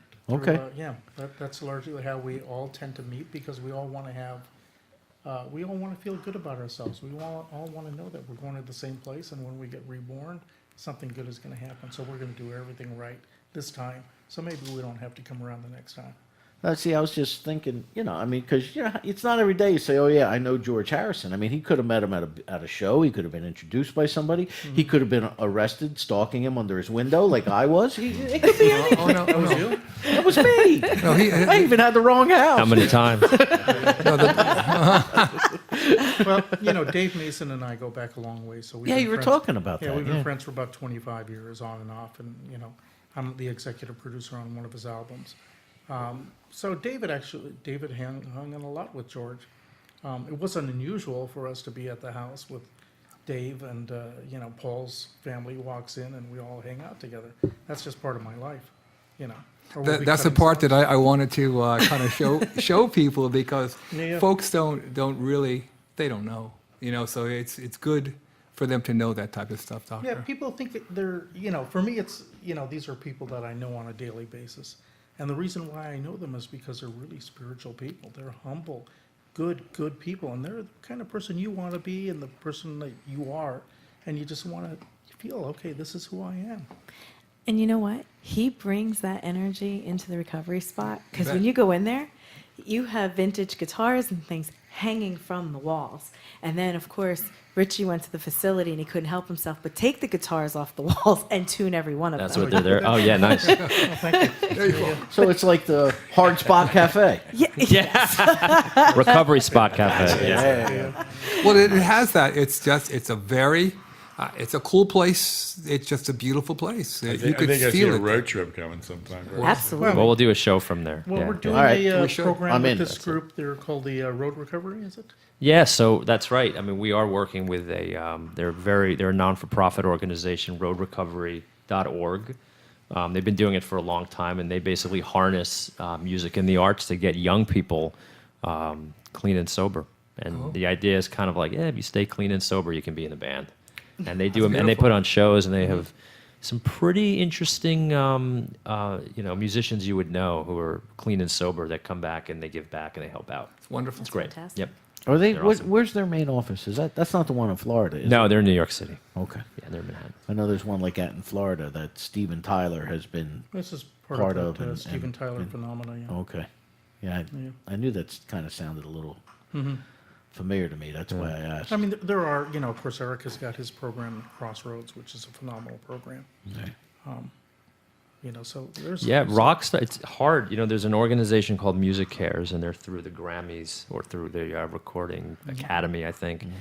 And it's hard for a lot of high-level musicians. There's no leverage on them. Nobody's pushing them into treatment. Yes. And so actually it's tough for them to get help, and it's a rampant problem in the music industry. Well, I think actually Ron Beanstalk said it the best when he was on One More with you and Mayor about that person that's not in the band but is always part of the band. The Yes. one, the enabler, Yes. the one who's always, what do you guys need? Anything? I'll go out. I'll Oh, get you yeah. some beer. I'll get you a bottle of Jack. I'll get you, hey, I got a guy that, you know what? I'll get you some. I'll get you a dime bag. But there's always that one person That's right. who's not in the band but wants to really be in the band. So Yeah. they That's try to usually- get there yeah. through, I mean, we've had engineers of, Dave's show disappear and all of our guitars disappear because they were using substances or alcohol. Yep. They get caught up in the whole thing and they end up selling the entire gear. Well, that's who's, yeah. Yeah, so it happens quite often, this whole issue of the rock bands. And, it's not just rock bands that need this kind of attention. It's doctors, lawyers, police officers, people in any high-profile industry. They need to have some kind of confidentiality. That's kind of where we come in. We can maintain that level of confidentiality, and you can get through this. It's sometimes even in the medical field. Like I used to, years back, I used to date a dentist, and she actually lost a practice because her partner Sure. was writing script, was addicted to, Yeah. and it kind of, she had to recover from all that. Now what do I do? And apparently the suicide rate, I think, in the medical profession is the highest. I could be wrong here, so I don't want to, but it's very high for dentists Yes. and people who can write their own scripts. You Right. know, Yeah. I don't think it's just physicians per se. I think people in any high-profile industry where they have access can have that predisposition. So it might be pharmacists, might be physicians, Nurses, might even yeah, nurses. yep. We see a lot of nurses, believe it or not. But it might even be police officers who are confiscating medications. There's a whole array of people who have access to medications, unlimited amounts of access. There are physician assist programs in most states where if you have a problem, you can come forward, or it's sort of like a diversionary chance to get treatment before they strip your license. See, New we had York a has nurse- it, New Jersey has it. We had a nurse on one of the, and she was just, my question to her was, how anonymous are you? And she's like, I can't tell anybody at work that I had an addiction problem in the past, even though it was 15 years ago, because Right. one pill's missing, man, and they're That's it. looking They're at looking her. at Bullseye, Right. yeah. Sure, of course. well, see, now they have these. At least I know the hospital I work at. They have a thing called the Pyxis, and with Right, the right. with the Pyxis, they You can't have- do it anymore. Yeah. Right, right. Yeah, you It's can't. very They- controlled you and it's need to controlled put their per patient. right. They need to put their login name, then Yes. their password, then they need a fingerprint. So That's right. you can't just walk in and say, But it was still dealing with the stigma. Oh, no, of, no, you, you're you, right. you had There's that clear background, and stigma, yeah. every time something's not right, you're They're the looking one for looking you. out with Yeah. one eye But, open. but what oftentimes happens is a pharmacist will be invaded by someone. All these drugs are out on the streets, or even Purdue, which manufactures some of these drugs. They've had their whole trucks lifted and stolen. yeah. So that puts just an ample amount of medication on the streets. So there's a lot of things to be aware of. If you want a medication, you're going to find it, you're going to get it, and it's going to affect you. What's happened, which is interesting, is prescription drug use has gone down a little bit because the government's really stepped in on this, and now there's prescription monitoring programs. Doctors are obliged Not to. as easy as it was. Yeah, but even physicians have to check them before prescribing for patients and things like that. But what has happened is that problems with heroin have gone up because people just go to get heroin. It's cheaper, easier to get. You don't need a script. And That's the big scary part. of it. getting involved with the drugs, but being in the business that we all are, people think for that immediate moment, I'm going to escape, I'm going to do whatever I'm going to do. But they don't look at the long-term effects it has on the body as far as your immune system, your organs, long-term damage, any infections you can get, if somebody's using a needle versus a pill or whatever. Or, if I take this, I've never taken this before. They don't think of the consequence. Well, what if I get a drug allergy to that? I could die from this. And that's the other thing that I don't think people understand is the long term. Right. I mean, people don't understand the fundamentals that you can get that euphoria and that well-being just from meditating and being in your space. Right. Right. So you can achieve that. It's in you. Do you want to achieve it, or do you want to look for a substance to make you achieve it? That substance is not always going to be there, but you are always going to be there. Well, now, what Maryann just touched on, too, brings up a huge debate now, and I can see both sides. Narcan. What's the debate? Well, the debate is it good because it saves Yes, lives? yes. Or is it bad now? Or is it bad because, and they were taught, I just heard that on the same show with Governor Christie, how, they got the Narcan, they revive somebody, they give them a recovery coach right there, they send them out the door. It's okay. And then they come back and they got to get revived by Narcan again because they're looking at it like, well, they saved me once, I can do it again. Well, I mean, You know. that goes both ways. I mean, I did read an article where, look, I'm a believer in, observed injection rooms. They do this in Scandinavia. Just give people government-grade heroin, let them shoot up, and have a nurse there with Narcan to revive them. People won't die, right? Well, and that you have was- signs up to get them help, and eventually when they want help, they'll get help. But your point is well taken. I think on balance, Narcan will save many more lives than it will. Well, that take. was the other Many that, more, That was so. the other side of the coin. Yeah. Was I that keep it in my house, At so. least they're alive to keep my coming back, pocket. and they're alive. They're alive 7 times Well- because they came back 7 times. It's better than just one and done. Yeah, but if you're doing something with fentanyl where it affects you, Narcan's not going to reverse point. the Well, effect of that. fentanyl's another- Fentanyl can be reversed with Narcan also. But it can be missed too. I mean, fentanyl is a huge problem now. Yes, yes. That's You know- causing a lot of opioid deaths that otherwise wouldn't be. Yeah. You were talking about drug interaction and things. That same girlfriend of mine that was a dentist, her niece came out of a program in North Jersey by that bar you play up there, up in Mendham. The Black Horse? Daytop. Up there, It was right down the road, Yes. Daytop. And her niece came out of there and was living with us because she knew that my ex-girlfriend would not tolerate any nonsense. So she wanted that strict environment. And the kid got herself a job, and she used to walk to work every day or ride her bike, But she was on, I can't remember what the antidepressant was, but she was on an antidepressant. Well, she had a backache and took an oxycodone. And whatever the interaction was, Yep. Can happen. I was in the house with this kid for over an hour. I didn't know she was dead. Yeah, it I can just thought cause she was a- sleeping. A hypertensive crisis. Yeah. Actually. Yep. She laid down to take a nap Right. and never woke up. But not to mention the fact you don't know what you're getting with a lot of it. When you're doing heroin, you don't know what's in that stuff. No, I mean, the at all. state police were saying every overdose they analyze that heroin packet, and it's never just heroin. It's Ajax. It's I mean, heroin. it's crazy. Heroin mixed with Xanax, Or mixed with just fentanyl, rat poison. mixed with Yeah. rap. I mean, the combinations that they found in that compound went on for pages. I mean, pages and sad. pages. And it just makes Now- me think that people don't think of their own health going forward because, I understand that there's problems there, but if you don't have your health, you don't have anything. But Right. when But- you're but in we the don't- throes of addiction, right? That's the last thing you're thinking Right. about. Or experimentation, Yeah. right? I mean, most Yeah. people experiment. Yeah. That does I happen. mean, and you they don't- can't complain that the 1960s didn't exist, and we all know what did exist. Right. So people went through that LSD, Timothy O'Leary type of phenomena. So we want to put it in the proper context, okay? So we don't want to be critical of people because then they're going to reject getting help, Right. right? But Or I'm they- saying get help sooner so you don't do Right. this permanent But- damage. Yeah, but it really requires an infrastructure, requires some ability to have that introspection, Right. right? Prevention, we are not good at prevention. It's the weakest part of this industry.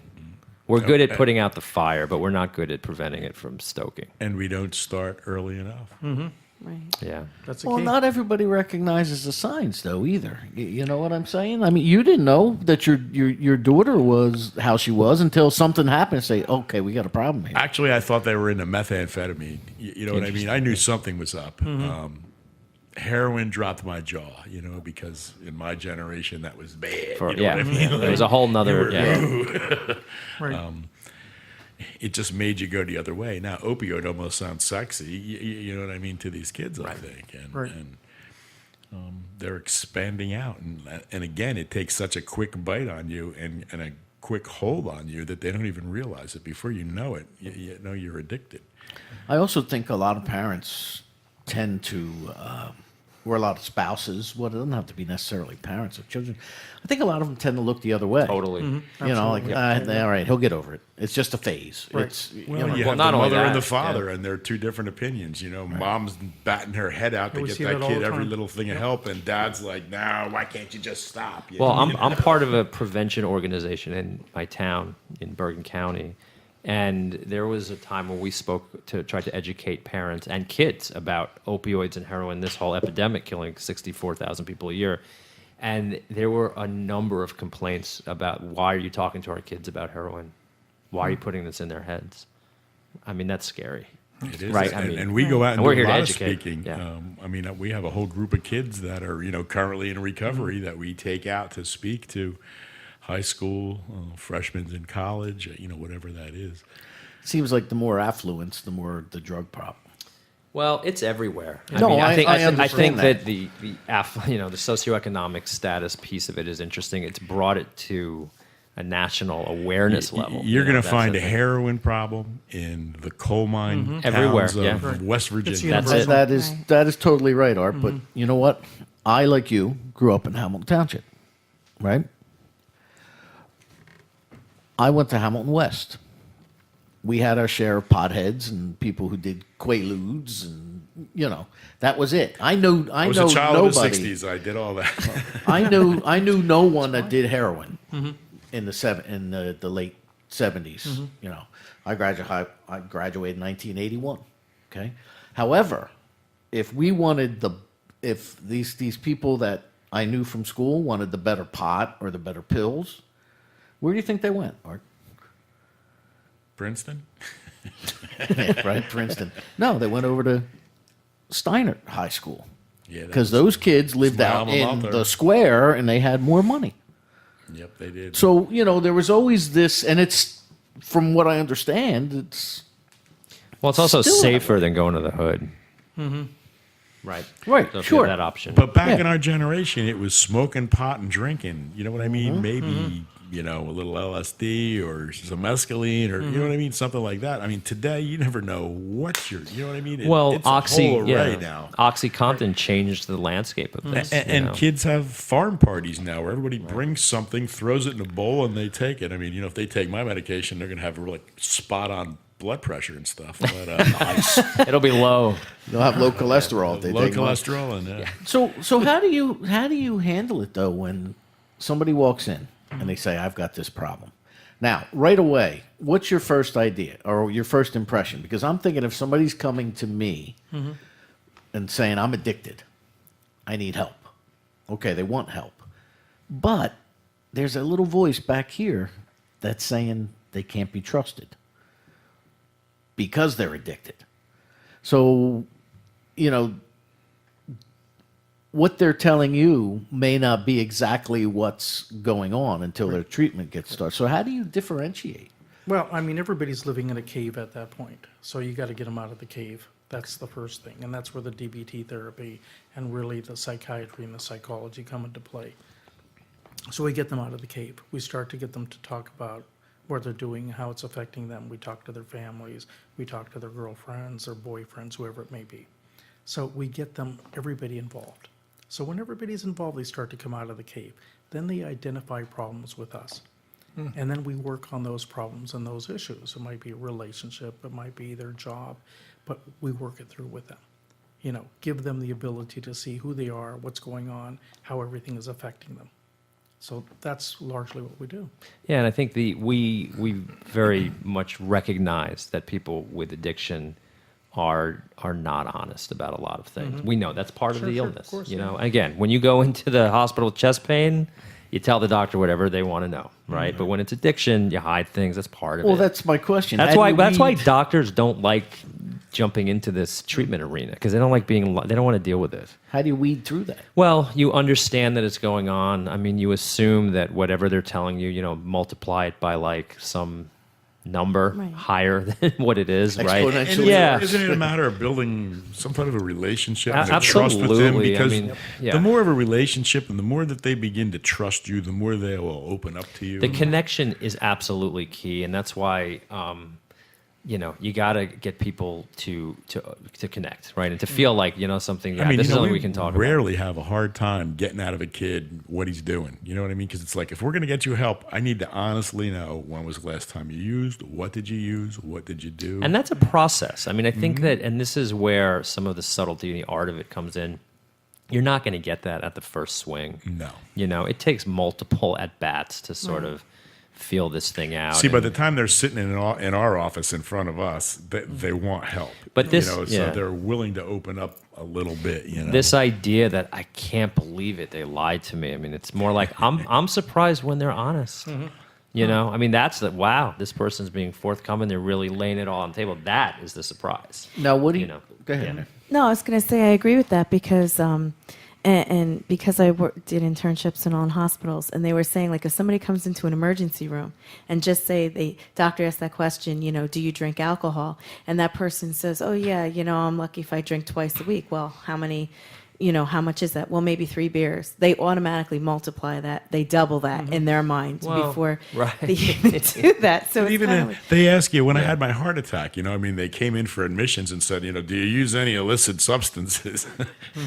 How do you think people answer that question? You know what I mean? They're not going to be Well, I mean, honest. we do it in 2 forms. We also give them a secretive pad. It's called a pharesia pad. Right. And they fill out all the information. Oftentimes, that information doesn't coincide with what they've told us. Right. So we have 2 mechanisms in play here. Oh, But then they eventually, they do win our affection, and they trust us, and they understand that we're there for them, and then they start really shedding Opening all up. that Yeah, and information. drug testing's a good tool for that. Hey, we found this in your urine. Let's talk We tell them, about hey, it. we're going to tell me what you're doing, because we're taking you to the doctor anyway, Right. and he's going to know exactly everything Well, that we you do that. We do But all the again, like testing. our goal is not to bust people Right. and Right. sort No, of do that. but you have they, to be they honest feel that at some way. point so that you can really seriously treat them for the correct. You know what I mean? Honesty is better. Yes, it's much easier But they've to got to work feel with. comfortable with us Right. and with the team, and we do instill that in people. We are there for them. Right. And we're not going to confuse them and tell them, yeah, we're here for you, but we're not really there for And, you. and I think that's a huge part of it. I mean, people don't want to be, like Interrogated. they fight left and right. I mean, they do not want to go away for 28 days. I mean, No, Do you I don't ever know. do you ever encounter family issues? Oh, all the time. Yeah, that's No, universal. that's not true. He can't be addicted to drugs. She it's can't be it's a addicted. family disease. All different forms of No, it. I it's- mean, it's- yes. We're involved in the Yeah. families. And listen, people have a right to not involve their families too, but that's or whoever, a support system. But it's usually a better outcome if people come to the table. We see parents all the time. They want to drop people off, and the hope is we fix them, and then like fixing your transmission on the car. It doesn't work like that, right? He had to go there. he did. Oh, But now we're before doing you go car into talk. that story, Oh, my transmission I know. died. My truck died. You are listening to the Health and It's Wellness fixable. Hour. We are here till 10 p.m. And if you'd like to call the show, you can call us at 609-241-7103 and speak directly with Dr. Ramesh Sawhney or Dr. Scott Bienenfeld from Recovery Spot, New York. And if you could tell us again where we could find you. Sure, of course, you can call 866-677-6869, which is 1-866-6-SPOT-NY. There you go. And actually, we're going to take, since we are sponsored by the Recovery Spot, as well as Neo-Zoe Health and Wellness, we're going to take a quick break and let you hear all about it right now. We'll be right back. Stay with If us. addiction, pain disorders, and mental health issues control your life, and you are ready for change, the Recovery Spot offers expert outpatient care for addiction, pain disorders, and mental health issues. We offer focused, high-quality treatment specifically designed for you. The Recovery Spot, we offer new hope for those suffering from pain and addiction. www.recoveryspotny.com. We're located in New York City.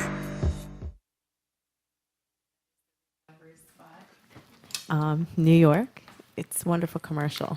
I really like that, and I do agree. I hope that we could keep playing that on City we will. Angels. And when we do the YouTube, we'll actually include the video. Oh, that's great. Nice. So when somebody watches this, when folks watch this on the YouTube channel when it's out, is there, let's say they have questions then, as opposed to in its live form, what do?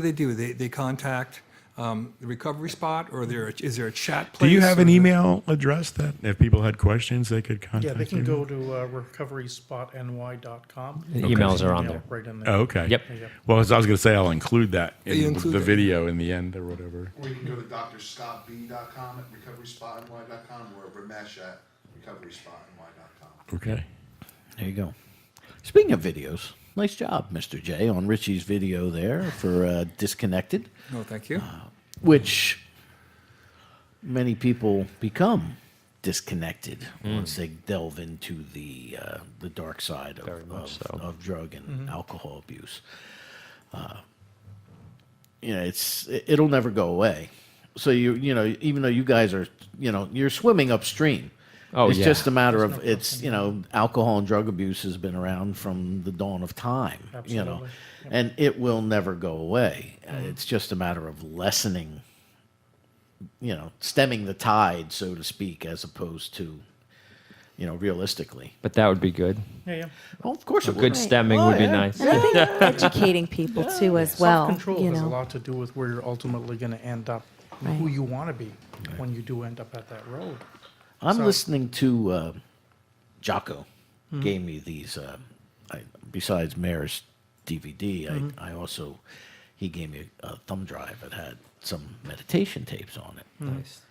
And when you listen to that sort of thing, it's about I forget the person's name. If I heard it, I would know it. But it's talking about how abundance. We're all born with abundance. But it's through a series of events and how we are raised that we don't believe that and it's just like this. It's like a rolling wave as it's coming to crash on to the shore that we don't believe that we deserve that abundance. And they gave the example of, oh, wow, I just want $100. Yeah, but I'll probably lose it. I'll probably fall out of my pocket. That method of thinking is what causes a lot of our own issues.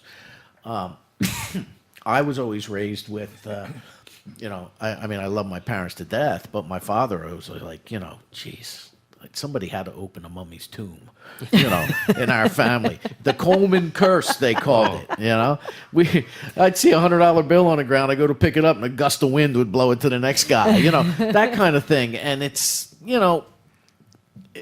people get that thinking like, oh, it's always going to go wrong. Negative self-talk. Yes. Yeah, a lot of it, yeah. And or you get raised by parents who want you to always take the safe road with no risk, and then at some point, I mean, how many times you hear kids that go to college, these great kids are straight laced, they get to college, they go wild because there's nobody with their thumb on them.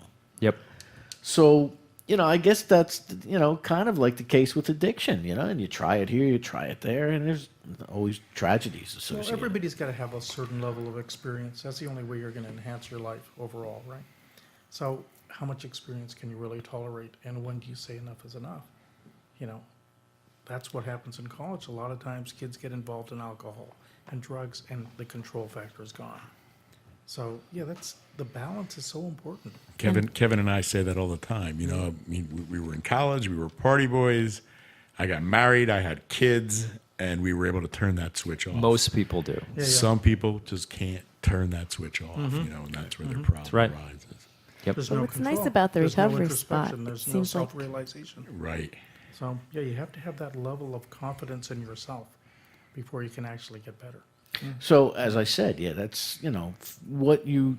There's a poster somewhere that says children. I used to have it in my son's playroom when he was, a child, toddler. Children learn what they live. Behavior is learned. Oh, You absolutely. I'm a firm believer you're a product of your environment, and I'm not saying that you do drugs because your parents grew up doing drugs in front. I'm saying whatever drives you to that point, you were taught at a young age, and just it manifested itself till you got there. Well, in this generation now, with all the digital, Yeah. present. It's a whole other problem. Oh, yeah. You know? Yeah, you're right though. Absolutely, a lot of learned behavior there, for sure. It's the old ducks, in the line. But, we have to teach the senior duck, right, ourselves, how to Right. change and modify our thinking also. Yeah. No, you're right. And what's Why, we're nice not the about the senior ducks? recovery spot is that there's no judgment. When they call you, there's no judgment. We're just here to help you wherever you're at. Yeah. That's what the No impression. shame. We respect, we No respect shame. the journey. There's no question about that. Right. And it's a journey that really needs to be respected, and I think that's part of the problem is people go to these, 28-day facilities and they're treated like, a cattle going through the system. It's not really personalized to them or tried to fit in or adjust your lifestyle or come up with alternatives. It's a rubber stamp solution Right. that they're just trying to move you through. We do our best to tailor the program to individual needs. And I think that's That's a how you goal. have a greater success rate by really reaching to an individual Yeah, and totally. trying to. I noticed you guys mentioned the program. Why don't you touch upon a little bit about what a normal day would consist of? Like I know you have a schedule. Like what would a daily event? Right. Yeah. Yeah, so take us through a day at the recovery. I mean, center. the recovery spot's really a combination of clinical and kind of holistic wellness activities, right? And so, might start with like a CBT, cognitive behavior therapy group, or a one-on-one session. We do yoga, and everything is about an hour. Each component of it. Music and arts creative development program we do 2 to 3 days a week, getting people involved. Those usually go about an hour and a half. They have lunch. They stick by the campus. We do some recovery coaching parts of the program too. We like to introduce people to all possible roads to this. So we will have, we like to get them exposed to 12-step work, AA, NA, smart And recovery, find out things what like works that. for them, right? Yeah, sure, absolutely. And the point is, if it's not that, well, then what is it? It can't be Right. nothing. It can't be. Right. It has to be something. Yeah, There has to so be the- something We, that- we do tailor the program Yeah. to every individual, so Right. there's no generic type of situation. Everybody gets specialized attention, and we realize that that's where it's going to happen. right. But a lot of work with licensed clinical professionals.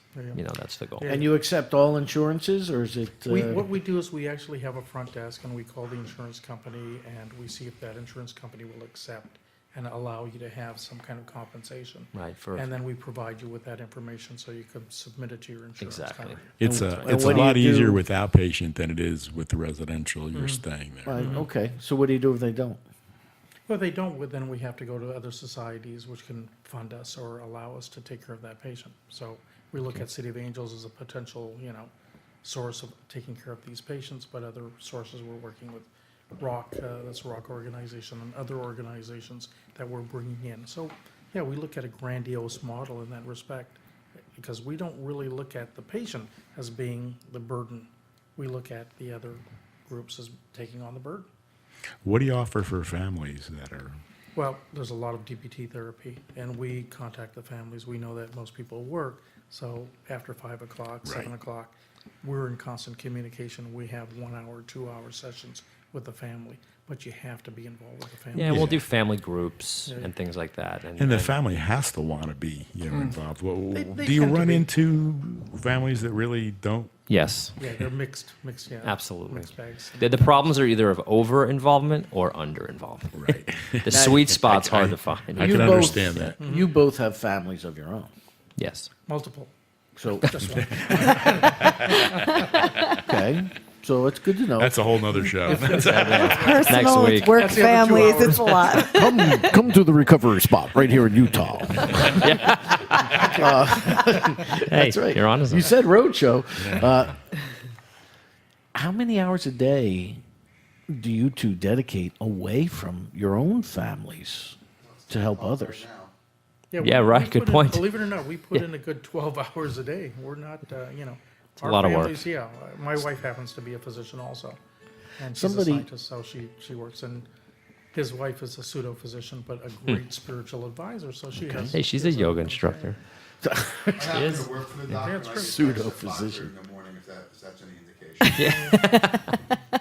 That's because I don't text when I wake up. I see. No, I mean, So in other words, Jay, they worked almost 24 hours a day. I I asked. sleep 5 hours, so yeah, about 20 20 hours a day. I asked my boss one time, I said, how you doing? He goes, I'm only working a half a day today. I said, great. He goes, yeah, 12 hours. Oh, yeah. It's like, oh, boy. Yeah. Yeah. That's serious. And we got to wrap it up, I I think. know. I Maryann. can't believe that was 2 hours. That went by really quick. Totally. Absolutely. Well, tell us again how we can get in touch with you at the Recovery Spot. You can go to recoveryspotny.com or you can call 866-677-6869. Okay. And how can we find you on the web and social media? You can go to, once again, Recovery Spot NY, and you'll find us on Facebook, Twitter, and as I said, if you don't get Donald Trump, you'll get us. Instagram at Recovery Spot NY and Facebook Recovery Group. Okay. Got that. Recovery group and recovery group. Yeah. Perfect. And then for City of Angels, how can we get in touch with you? info@cityofangelsnj.org. I get that email. Or you can get more information about us by going to the web at cityofangelsnj.org. Okay, and You they can find make out donations everything there. we do. You can make a donation there. You can sign up for recovery coach classes. And remember, if you make a donation, in that comment box, put down Rock On Radio or Health and Wellness, and you can become a sponsor of our show. That's right. We will give you a plug here on either of these shows that we are involved with. Well, guys, thank you, Thank you so so very much. much Great pleasure. for making the trip down. And you came down from, well, you said Bergen County. Oh, we came out from the city, from the spot. Not all that bad. Yeah. Okay. They came right from. Oh, you came flying right to from Los the recovery Angeles. spot. Yes, That they spot to this great. spot. Yeah, yeah. There you go. Well, thank you both Were very there much. really no calls, or was that? Thank you for having us. Yeah, nobody called us tonight. I know, which is So- amazing. We'll get the calls. But Art's had it off the hook the whole time. But again, thank you so much. Oh no, it's a great pleasure.